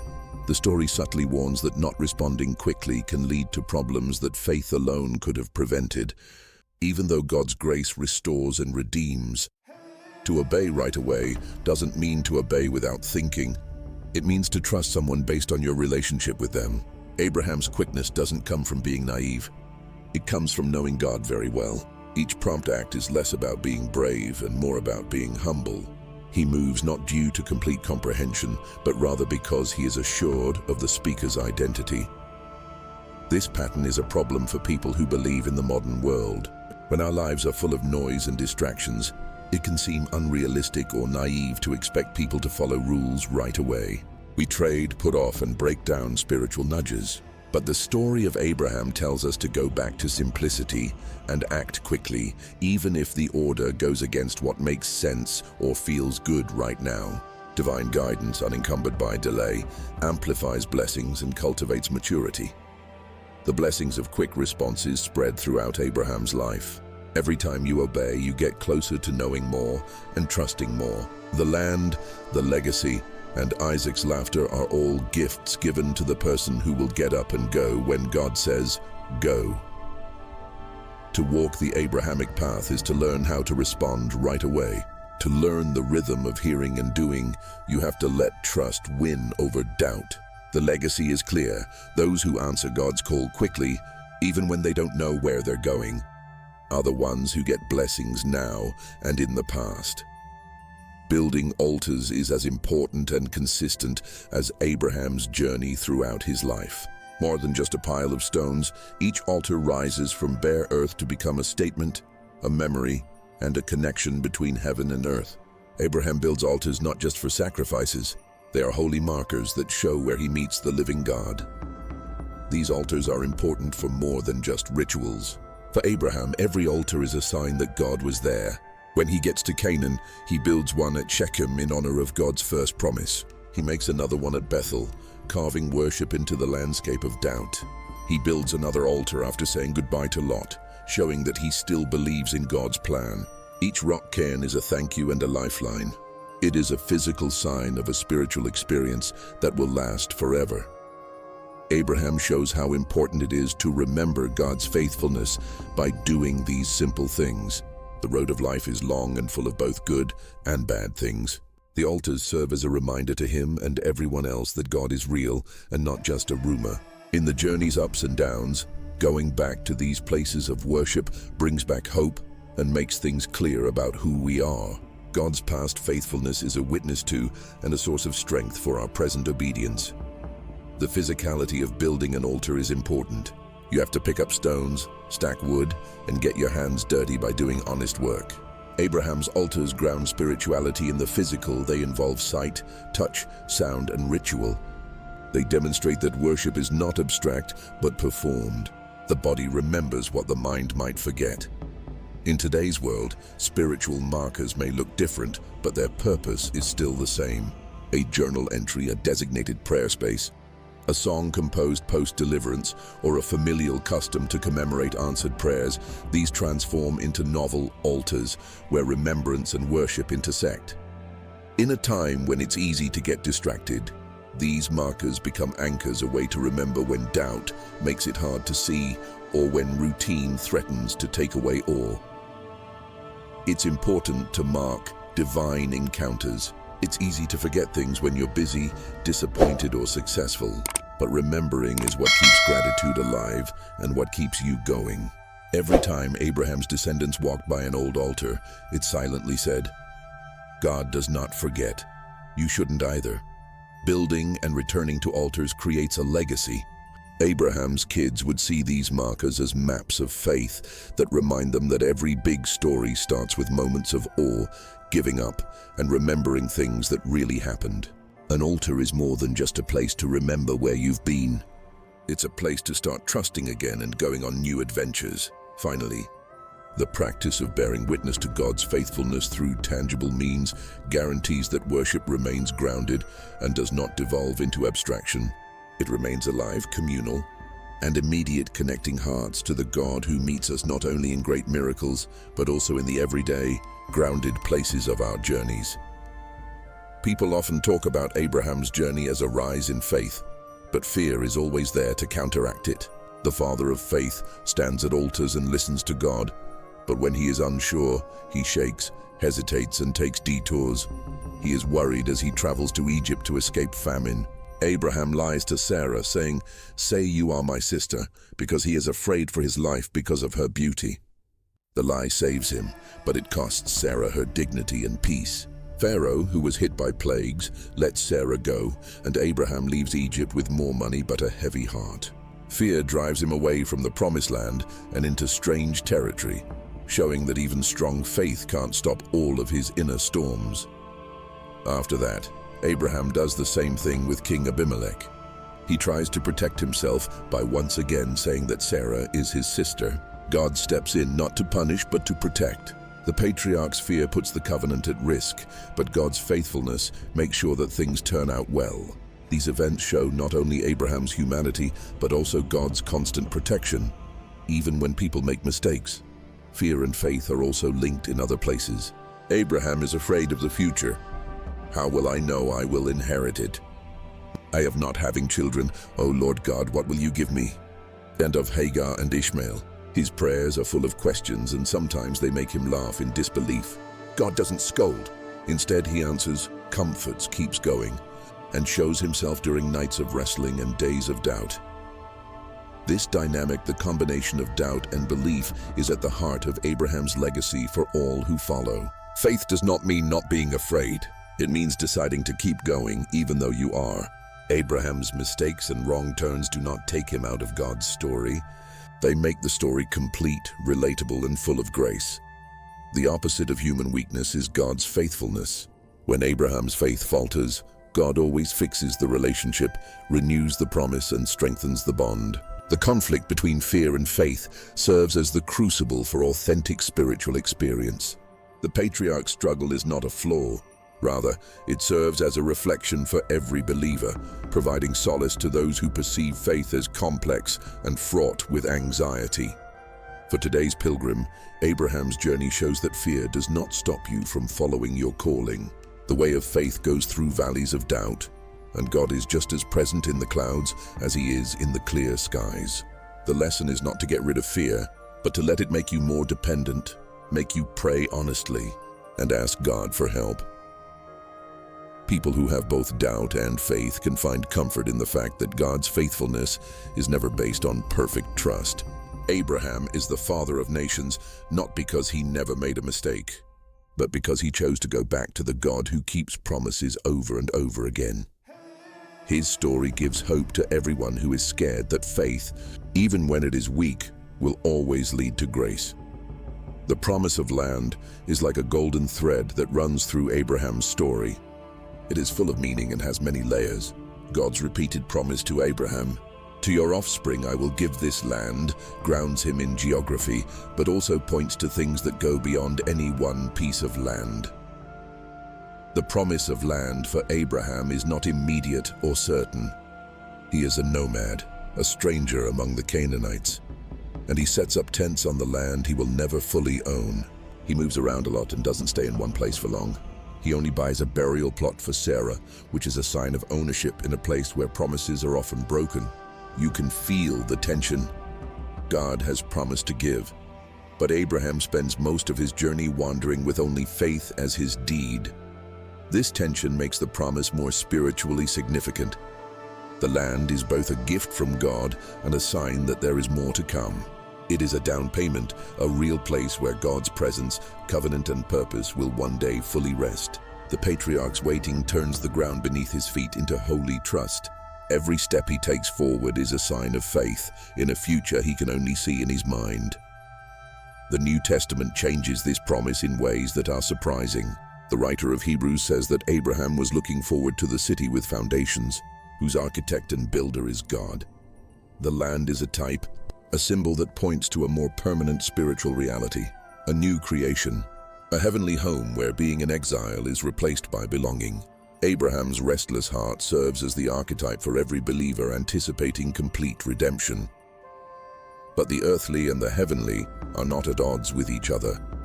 Abraham's descendants love the land and have fought for it, longed for it, and celebrated it. But it's never the final goal. It's always the second to last one, a call to keep looking for more. The pattern of already but not yet fulfillment is built into faith's DNA. Every little claim, every field, every home, and every time of rest is both a fulfillment and a taste of what is to come. For people today, the promise of land means personal and communal inheritance, which is a mix of practical duty and spiritual hope. It calls us to take care of what God has given us, living in his blessings with humility and never treating them like idols. Instead, we should see them as missions. A healthy theology knows that every place on earth is only truly ours when we give it back in faith, gratitude, and holy longing.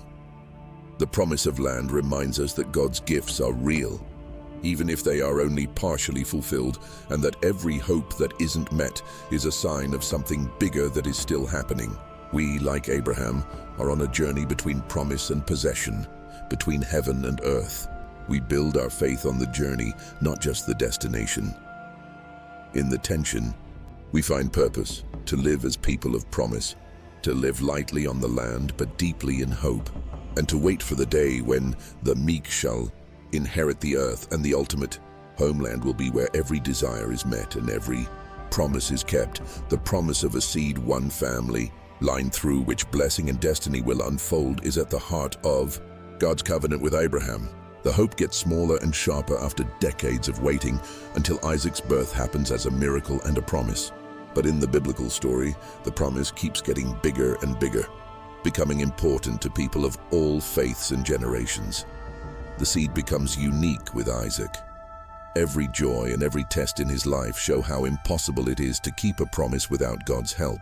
Sarah laughs in disbelief, then in awe. Abraham names the boy after that laughter. But it quickly becomes clear that Isaac is more than just a way for parents to get what they want. He is part of a chain, a story that goes back to Eden and forward to all nations. The Bible keeps making the blessing smaller. Isaac, not Ishmael. Jacob, not Esau. The seed moves through branches that don't seem likely, which are marked by barrenness, reversal, and grace. The hope for a deliverer to come grows with each generation. The story of Abraham becomes a prophecy of the Messiah. One day, this one line will bless all nations. The line ends with Jesus Christ in the Christian faith. The New Testament sees the covenant as both historical and prophetic. It says, "The promises were spoken to Abraham and to his seed," meaning one person, who is Christ. The ultimate seed was born into the tribe of Abraham and through David's lineage, fulfilling not just descent, but purpose. The wall between Jews and Gentiles falls down through Jesus, and the blessings that were promised to Abraham spread around the world. This promise, from Isaac to Christ, has cosmic implications. It is not just for one country or group. It is for everyone. The blessing is not limited. It extends outward, welcoming all into the Abrahamic legacy, not through lineage, but through faith. People who accept Christ are called Abraham's offspring, heirs according to promise, and they are added to the story of redemption. There are times of suspense, struggle, and what seem like dead ends along the way from Isaac to Christ. But the line never breaks. Barrenness turns into fruitfulness, exile turns into return, and silence turns into the Word made flesh. Every obstacle that seems to be in the way only shows how powerful God is over human limitations. The fulfillment of blessing to all nations is both immediate and continuous. Every act of faith, every act of welcoming someone from outside the group, and every act of grace are all part of God's old promise coming true. What was said quietly in a tent is now being yelled at the top of everyone's lungs. The seed promise asks us to look at history in a new way, not as a random line of ancestors, but as a plan that God is carrying out through weakness, faith, and family. The word blessing is at the heart of Abraham's calling. It is a gift, a task, and a spiritual current that should never stop flowing. I will bless you, and you will be a blessing.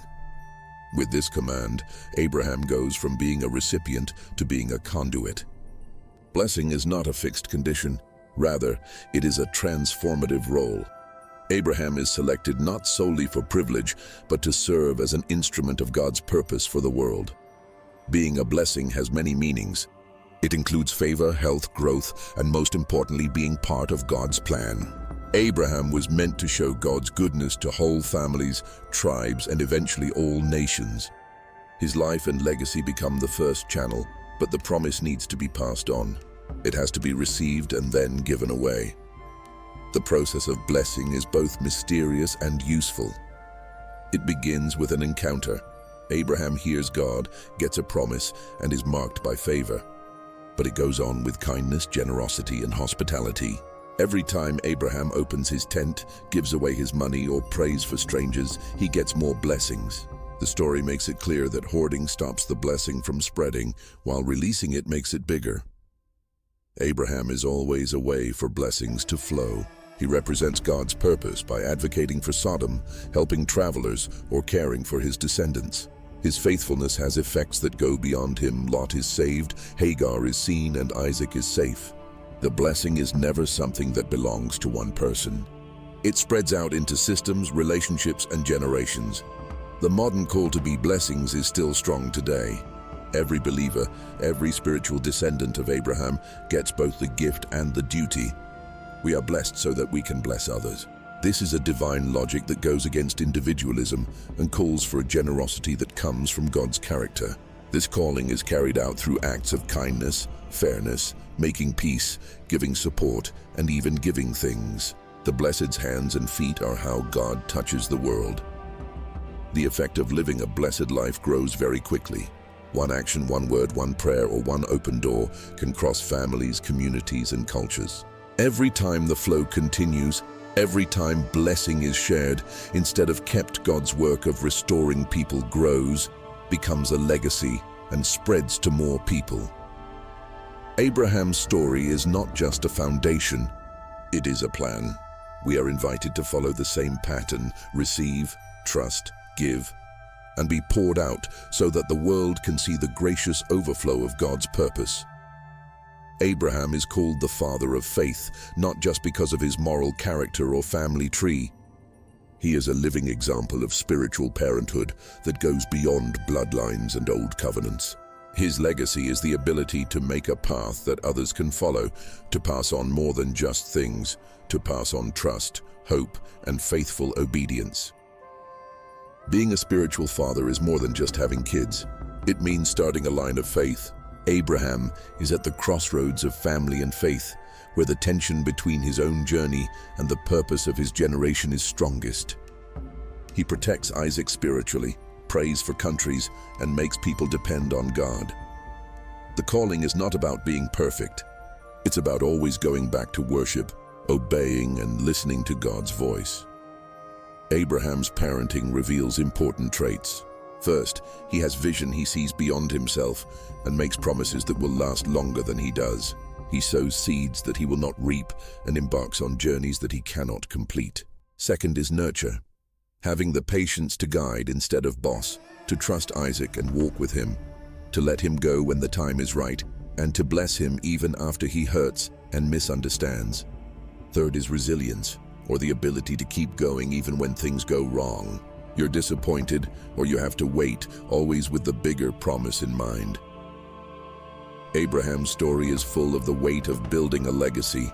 Not only do we think about how our decisions, altars, and prayers affect us right now, but we also think about how they will affect us in the future. Isaac's life is shaped by the steps of his father, Jacob's by the steps of Isaac and Abraham, and so on in every spiritual generation. The mistakes are passed down, but so are the good things and graces. The model is communal. What the father creates, the family expands. This model is reflected in contemporary discipleship. Spiritual parenthood is the skill of mentoring, of deeply caring for others, and of sharing faith not as a strict rule but as an invitation and a journey. It is a willingness to give to others, to help them see things differently, to help them keep going, and to leave the ending of the story to God. A true spiritual patriarch does not want to be in charge. Instead, he blesses, frees, corrects, and celebrates the faith that grows beyond himself. The ultimate fruit is multiplication through spiritual generations. Abraham's influence is evident not only in Isaac, but also in tribes, nations, and religions that continue to be formed today. The children of Abraham are those who trust, answer the call, teach, love, and give up their lives so that faith can go on. The patriarchal model is not about controlling men, but about being a spiritual father. Abraham's tent is open, his prayers are wide, and he is both giving and letting go with his hands raised. He has made mistakes along the way, but he always has faith that things will get better. This faith does not end with him. It continues with everyone who calls on God. To accept this calling today means to see our lives as a legacy, to invest in others, to aim beyond our years, and to carry on faith not just by keeping it alive, but by multiplying it through selfless, visionary, and nurturing love. Abraham's life story is more than just a record of his faith. It is also a living metaphor for pilgrimage. His journey from Ur to Haran to Canaan and everywhere else shows that life is a journey, a constant walk away from the known and toward the unknown. To travel with Abraham means to see life not as something you own, but as a holy journey full of promises and change. Every chapter of his life is a movement. When God calls him, Abraham leaves the safety of his home and embraces the unknown of desert roads and new beginnings. He lives in tents and never builds permanent walls. He is always ready to move when the divine voice calls. The very landscape of his journey tells the story of how to let go of what is known and fixed. The story teaches us that Abraham's settlements on earth were only temporary. He buys only a grave for Sarah, which is a sad reminder that he doesn't own everything in the promised land yet. Every camp is holy, with worship and the building of altars, but it is always temporary. The discipline of the journey helps us understand that true belonging is not found in a place, but in a relationship. Abraham's gaze is directed towards something beyond Canaan. According to Hebrews, he is focused on a city with foundations whose architect and builder is God. This focus on future fulfillment changes the focus from having to waiting. Abraham shows us how to hold today's gifts loosely, being thankful, but also looking forward to a fulfillment that will last beyond death. For the contemporary Christian, every disappointment, alteration, or upheaval transforms into a potential precursor for something superior. The world is no longer the end. It's a stage for acts of trust and hope. The idea of pilgrimage goes against the desire for safety and stability. Faith means being open to change and willing to uproot, rebuild, and keep going when God tells you to. Abraham gives us the strength to break old habits, follow directions that others may not understand, and see each season as part of a path to redemption. The traveler learns to give everything they have because they have been given everything and can ask for anything again. Modern Christians are invited to follow Abraham's example and live like a traveler. This does not promote aimlessness or instability, but rather the sacred audacity to perceive life as a succession of vocations. We learn that letting go of our need for permanent security on earth allows us to get more involved with God's plan as it unfolds. When our hearts are light, we're ready to say yes to the next calling, change when things get hard, and bless others along the way. Abraham's tent is still a symbol of faith on the move. It reminds us that the best way to live is not to settle down, but to keep moving forward, step by step, until each promise finds its ultimate yes in the city God has made for his people. The story of Abraham reaches its most dramatic peak on Mount Moriah, where surrender and faith are pushed to their limits. God's call here forces Abraham to do the unthinkable, put Isaac, his miracle son and the embodiment of all promise, on the altar of devotion. The event transcends mere narrative. It epitomizes the sacrificial principle: everything is held open-handed before God. In Abraham's life, sacrifice is not something he does once in a while. It is a way of life. His journey to Moriah is full of gifts: his home, his plans, and his own idea of what it means to be blessed. God asks for more at every turn, not because he wants to be mean, but because he wants to break every bond of dependency except trust in him. The end of the Isaac test reveals the essence of genuine worship. Nothing is truly secure, not even the gift, unless it is returned to the giver. This episode is full of the theology of giving up and trusting. Abraham does not haggle or put off. He gets up early, gathers the wood, and believes that God can even bring the dead back to life. His willingness is based on relationships, not understanding. The knife is not only over Isaac, but also over every idol that Abraham could make of God's gifts. This moment gives a hint of the link to Christ's death. 100 years later, another son walks up a hill with wood on his back, ready to die. The willingness to give everything for love is seen in Abraham and Isaac, who are like the Father and Jesus. The picture shows not only surrender, but also substitution. God himself will provide the lamb. What Abraham only tries to do, God fully does in Christ. The contemporary demand for total surrender remains unaltered. Everyone who believes is welcome at this altar to put their dreams, relationships, comforts, and fears in God's hands. They know that they must all go through the crucible of total yieldedness. Surrender is not giving up. It is trusting actively. Even if I lose what I love, God is still better. The paradox of gaining through losing appears in the aftermath. Abraham walks down the mountain with Isaac alive, the promise still in place, and a closer relationship with God than ever before. The story says that what we put on the altar is never really lost. It is saved and returned free of pride and fear. Sacrifice does not free us from loss, but rather enables us to experience greater joy. Mount Moriah is a constant call to action. Put everything on the altar. In that vulnerable act, all our blessings are reset as gifts. All our fears are conquered by faith, and all our hopes are aligned with the God who ultimately spares nothing, not even himself, to show divine love. Friend of God is the most personal and beautiful title given to Abraham. Instead of being a distant worshipper or just someone who follows God's orders, Abraham becomes a confidant, someone who is welcomed into the Creator's heart and advice. This special title changes the story of Abraham from a religious myth into a real-life example of how to have a relationship with God. The Bible is the only place that says Abraham is special. Abraham believed God, and he was called God's friend. Divine friendship is different from formal relationships that are based on rules or rituals because it is open, honest, and full of love.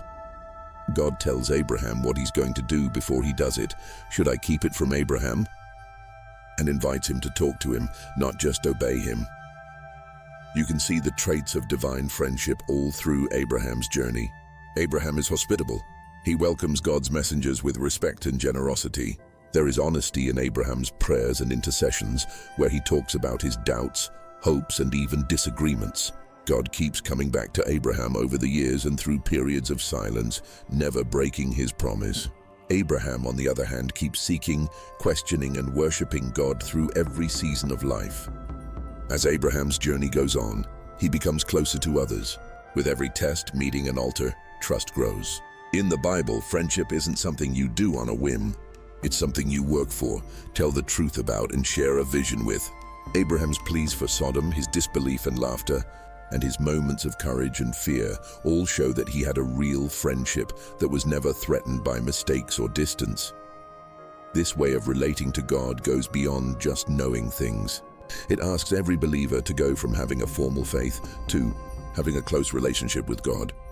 Abraham demonstrates that God is not only accessible but also eager for a relationship characterized by both reverence and intimacy.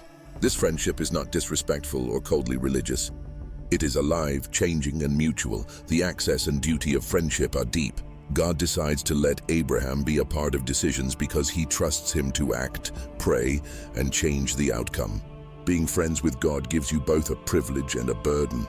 The call to pray for others, lead, and be a steward of God's revelation and blessing. Abraham shows that being close to God means you have to bless others, speak up for the weak, and follow even hard orders. Abraham's divine friendship calls to us in every age. The doors to God's heart are always open. They are open to people who show real hospitality, have strong faith, are willing to talk honestly, and are willing to accept both the benefits and the duties that come with being close to God. Abraham's legacy is more than just a covenant. It is a relationship that is dear to him. His story encourages us to seek God until we are designated as friends, not merely followers, but partners in the ongoing narrative of grace. Abraham's journey, although anchored in a particular era and region, resonates with consequences that extend well beyond his own existence. He was once a wandering nomad, but now he has only a small burial plot. His legacy, on the other hand, lives on through the ages, shaping the fates of nations and the spiritual identities of billions. Abraham would not see many of God's promises come true in his own life on earth. He lived to see Isaac born, but not the many generations that would come after him, as many as the stars. He walked the land, but all he had was a grave. But Abraham's faith in God against hope planted seeds that would bear fruit for generations to come. The fulfillment that Abraham did not witness is manifested in the evolving narrative of Israel, in the lineage of the Messiah, and in the worldwide influence of faith communities that refer to him as Father.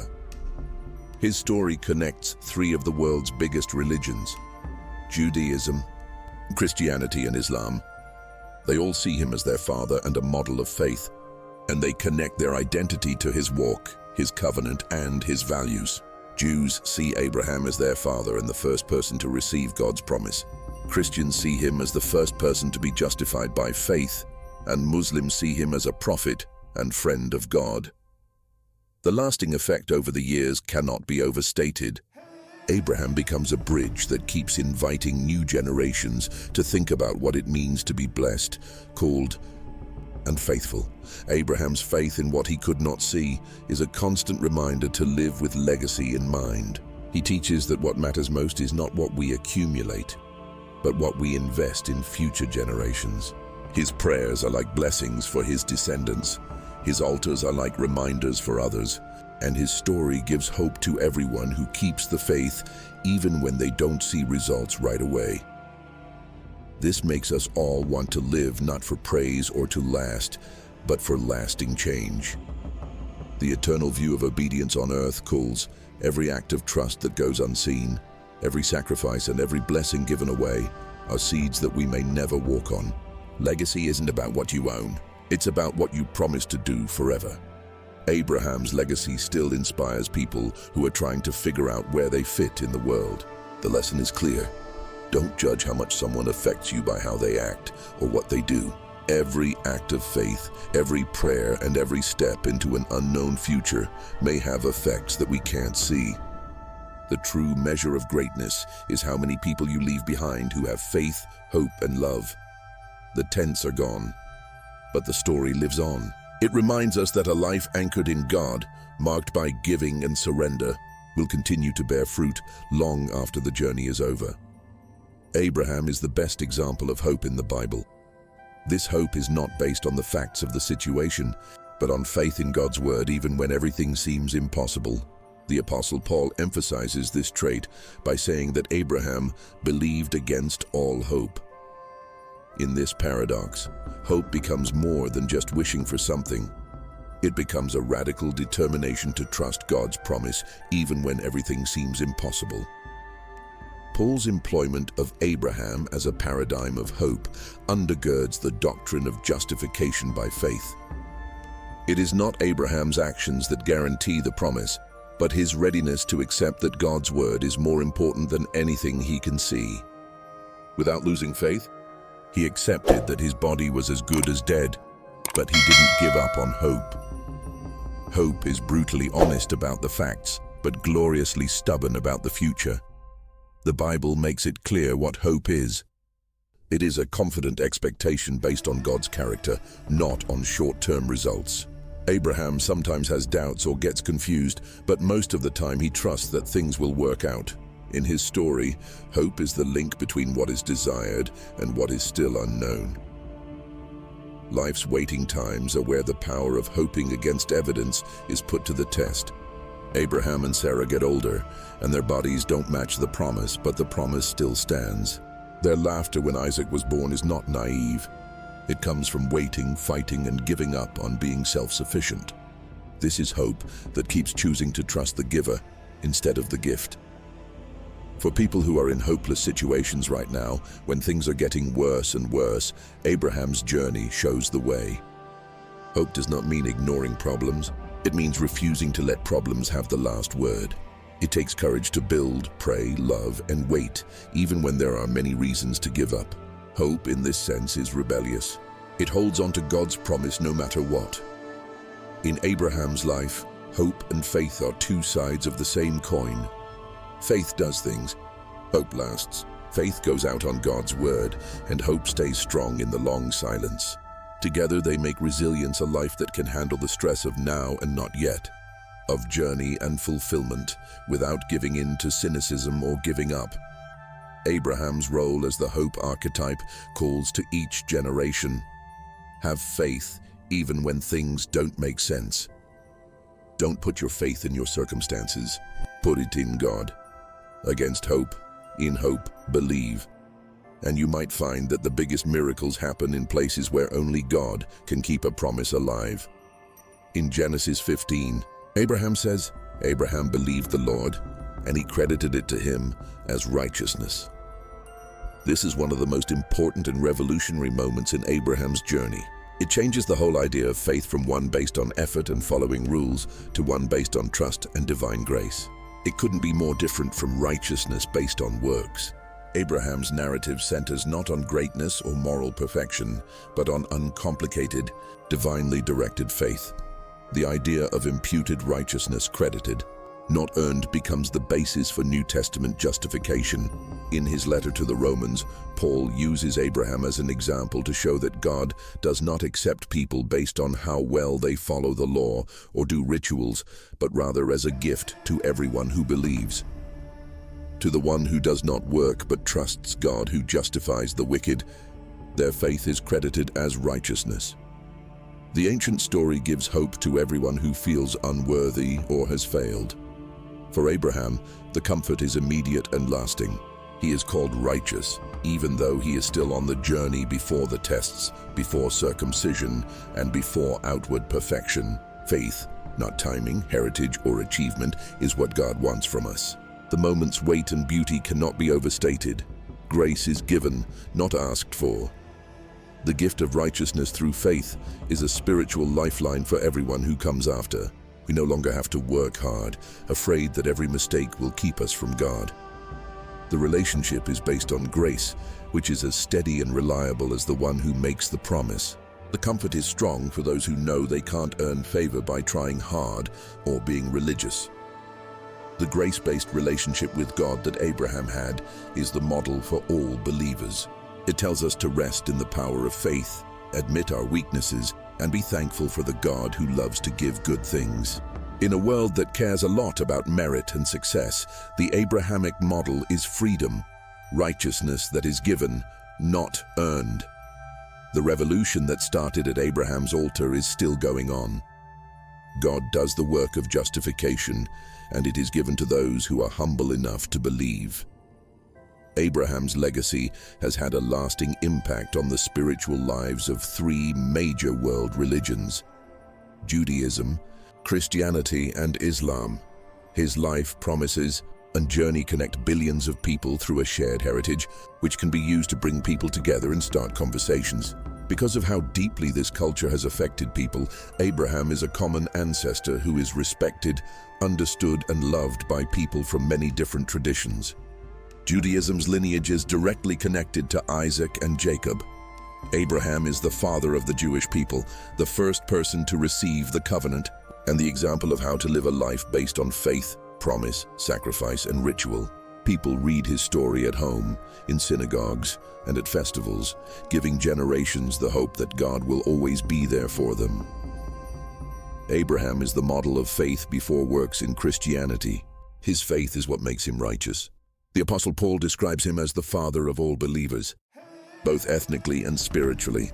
If you belong to Christ, then you are Abraham's seed and heirs according to the promise. Through Christ, Abraham's story is retold. Christ's life and death fulfill and expand his legacy to all nations. Islam sees Ibrahim, as a prophet and a friend of God. The Quran tells stories and has rituals to remember his faith, hospitality, and willingness to give up his life, especially during the annual Hajj pilgrimage. Muslims find deep meaning in the story of Ibrahim and his son Ishmael, because it connects spiritual devotion with community identity and the law. Even though people see the story in different ways, Abraham's effect is clear. People tell and retell his story in different ways based on their own religious beliefs. But the main ideas stay the same: a life of giving up, a voice that listens and obeys, and a blessing that is meant for everyone. This shared history gives us something to build on, a place where people of different faiths can learn about, work with, and respect each other. It gives us the chance to see each other as fellow travelers instead of enemies or strangers. Of course, there are also differences. There is always conflict and debate over how to understand the covenant, the chosen line, and the promise that was made. But the fact that Abraham is at the root reminds faith groups to be humble, talk to each other, and look for meaning that goes beyond division. In today's global culture, interfaith understanding is very important. Abraham's story invites us to go back to basic values like hospitality, faith, hope, and justice, while also respecting different beliefs. It gives people a way to talk about peace and bless each other, going beyond differences while still respecting them. The duty of the spiritual inheritance is very important. Everyone who says they are Abraham should try to be as open, brave, and dedicated to making the world a better place as he was. The cultural influence of Abrahamic religions consistently presents a dichotomy: to construct bridges or barriers, to cultivate a profound shared purpose, or to perpetuate historical animosities. Abraham's story reminds each tradition that being his child means being a peacemaker, a blessing, and a seeker of truth. Abraham's significant acts of faith and transformative obedience are rooted in a complex and dynamic inner life. The emotional journey from Ur to Moriah is more than just a series of moves. It changes the heart, mind, and soul. Abraham's mental state is characterized by yearning, uncertainty, development, and the gradual establishment of profound trust. From the moment God called him, Abraham felt tension. He was excited about the new vision, but also scared of the unknown and what he might lose. When you leave home, you cut ties, give up safety, and accept being alone. Every step forward requires a reassessment of self-sufficiency, an expansion of vulnerability, and a readjustment of aspirations. Anxiety and hope are connected. As he goes on his journey, it takes a lot of work to build trust. Abraham's faith grows through real-life events, not ideas. He stumbles, he lies in Egypt and Gerar, doubts God's promises, and even laughs at the idea that Sarah will have a child late in life. These honest moments break up the story and encourage the reader to see faith not as unbroken heroism, but as a real-world struggle. The change in character happens slowly. Abraham goes from wanting to protect himself to being brave enough to sacrifice himself, and from being silent to speaking out, like when he prayed for Sodom. His relationship with God was built on nights of wrestling, years of silence, and expensive obedience. Prayer, failure, and God's continued grace make a person who is strong, humble, and hopeful. Fear and doubt are always present in Abraham's story. He is afraid of not having children, of the future, and of his loved ones. His emotional landscape is rough, with high points of happiness, the birth of Isaac, and low points of pain, the Hagar and Ishmael situation, the command to sacrifice. The Bible doesn't downplay his pain. It shows Abraham crying, asking questions, being happy, and shaking. Psychological struggle and spiritual victory coexist. One of Abraham's real legacies is the combination of spirituality and psychology. His journey teaches that faith is not lived above feelings or problems, but through them. God meets Abraham when he is scared, disappointed, or brave. Abraham grows spiritually when he faces his flaws, admits his mistakes, and gets help. For contemporary readers, Abraham's internal landscape provides both authorization and invitation. Authorization to confront doubts, fears and disappointments, and invitation to foster faith amidst internal turmoil. His journey makes the psychological difficulties of believing seem normal. It shows that faithfulness is not about not having struggles, but about always moving toward trust and obedience. Abraham's story shows that the heart's journey is just as holy as the outward pilgrimage. It's where God's grace is felt most deeply and character is shaped most deeply. Abraham's life is not just a list of events. It is a story that reveals God and changes the soul more deeply than any idea or formula. The strength of narrative in spiritual growth comes from its ability to hold truth, encourage participation, and stay in the heart long after the details are gone. Abraham's journey, from the first call to the last breath, teaches us important things about God, such as the nature of covenant, the pattern of faith, the steadfastness of God, and the need to give up. However, instead of being given to us as stated doctrines, these truths come to us through lived experience, journey, and encounter. Theology is not abstract here. It is incarnate truth manifested in the decisions, challenges, and devotion of an individual in communion with God. The pedagogical approach of learning through biography is a consistent theme in the Bible. Abraham's life invites repeated retelling, and each listener sees themselves reflected in his questions, fears, and steps of faith. Story has many levels of meaning that are easy for kids to understand, deep for scholars, and useful for both travelers and people who have been home. In today's world, people prefer stories to propositions. Doctrines are often questioned and debated, but stories touch the heart, spark the imagination, and help us remember things. The story of Abraham is still very interesting to people all over the world because it shows things instead of just saying them. The story of Abraham is a good way to teach because it can connect with people from all times, struggles, and souls who are looking for something. In the weaving of Abraham's days, narrative transforms into theology. The reader learns about God's character, not just from what is said, but also from what is done in the context of a relationship and a journey. Every test, promise, and restoration encourages us to see our own lives in the context of God's ongoing story. Faith is something you catch, not something you learn. Theological abstraction is useful, but stories are still the best way to reveal things. Every reader who goes from safety to danger, who has to wait and hopes against hope, who fails and is restored, goes through the same things that Abraham did. This way, Abraham is more than just an ancestor. He is also a friend and guide on the spiritual journey. Story as revelation does not diminish doctrine. It invigorates it. It transforms truth into adventure, principle into pilgrimage, and abstract belief into tangible reality. The life of Abraham serves as our guide for meeting God, showing us that the only way to truly know God is to live, listen, and walk with Him. Abraham's journey is full of promises that look to the future and give him and everyone who calls him Father hope for ultimate fulfillment.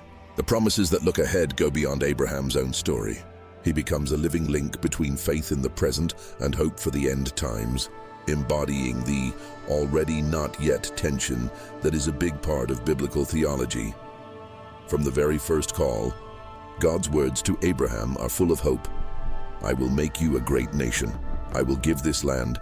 I will bless all peoples through you. Each promise is both immediate and delayed. It is partially fulfilled, but still waiting for full completion. During Abraham's life, seeds are planted, but many flowers are saved for future generations. This all leads to the arrival of the Messiah and beyond, all the way to the final restoration of all things.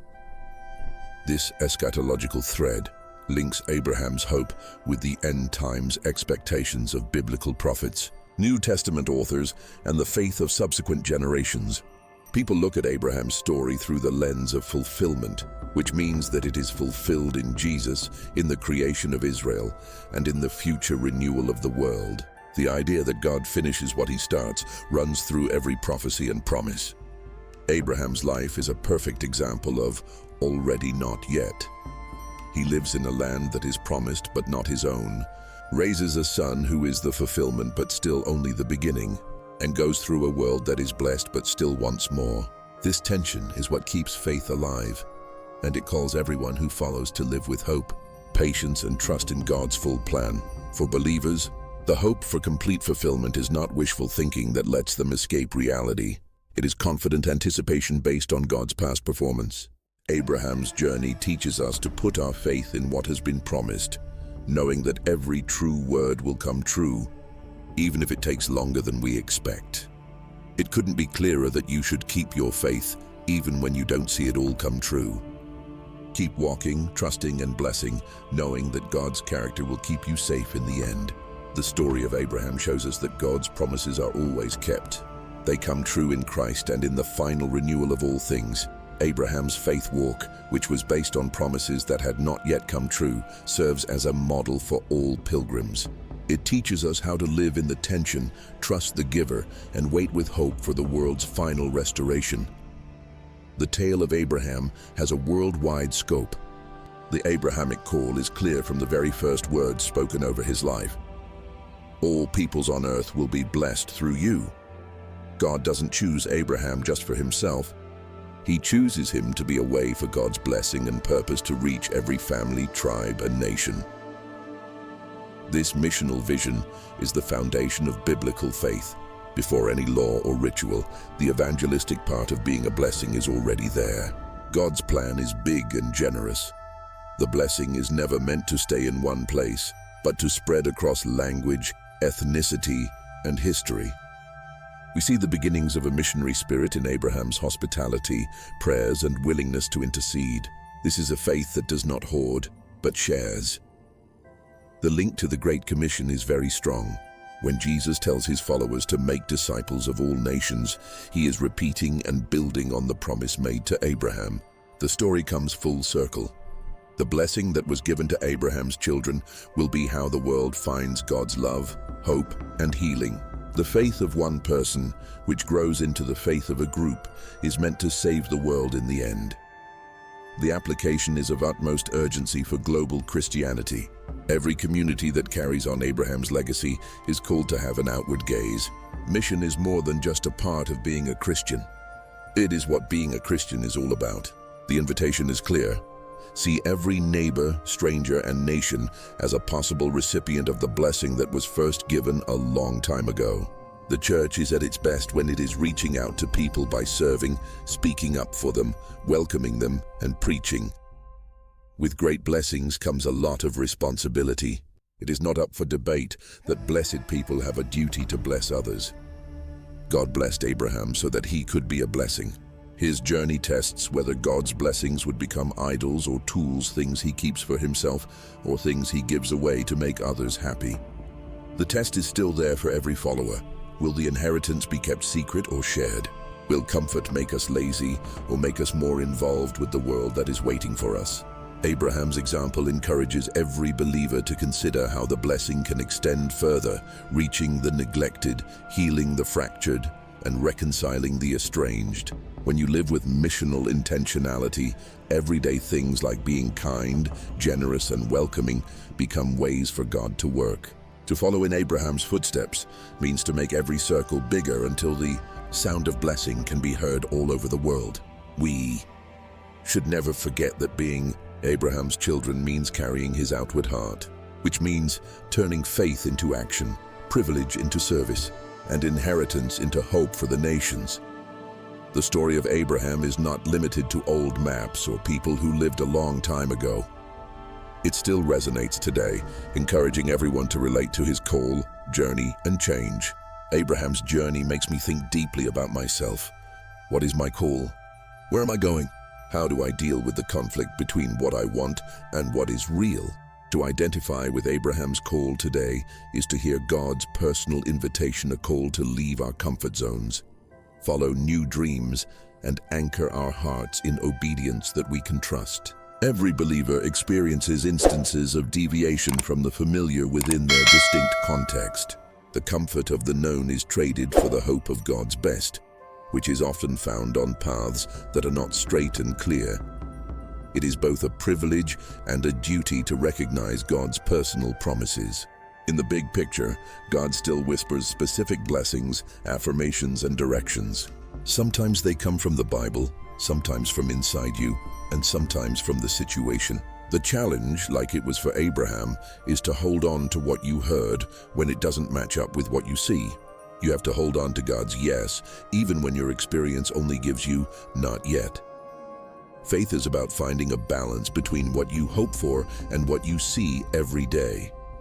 Abraham's life was full of waiting, making mistakes, and asking questions. The space between vision and realization tested his character, made him pray, made him stronger, and taught him to trust God's timing. This tension is present in every modern faith journey.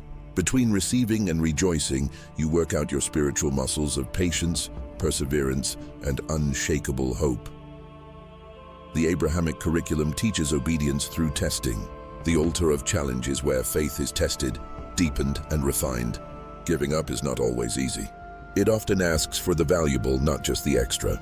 But every test is a chance to get to know God better and to understand that the greatest gift is not what is given, but the one who gives. The journey of Abraham ends with the idea that he is blessed to bless. We are given grace, favor, understanding, and hope so that we can share them with a world that needs them. The call is always missional, pushing us to become spiritual lifelines. People who bring hope, justice, mercy, and reconciliation. Abraham's journey calls for brave actions. Listen carefully, respond bravely, wait faithfully, give up willingly, and bless generously. Each believer's story is unique, but they all have the same message. The God of Abraham is still calling ordinary people to have extraordinary faith. Think of Abraham when you come to a crossroads. Remember how hard he worked when the wait gets long. When the test is hard, lean on his giving up. Let go of a blessing when it comes to you.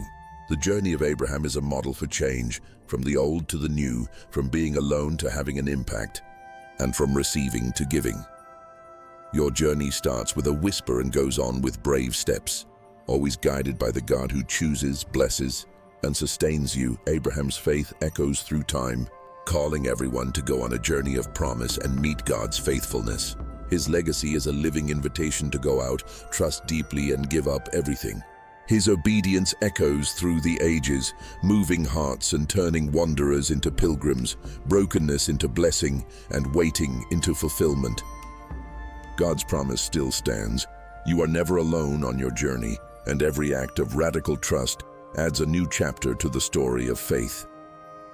If you want more stories that wrestle with mercy, with justice, and with the messy, beautiful complexities of faith, then go ahead and subscribe to this channel and ring that notification bell. It's absolutely free, and it helps these narratives keep sailing to new shores, reaching more people who need to hear them. And here's another question for the comments. Who is the Nineveh person or group in your life, the one you struggle to wish well? Let's practice surrender and radical compassion together.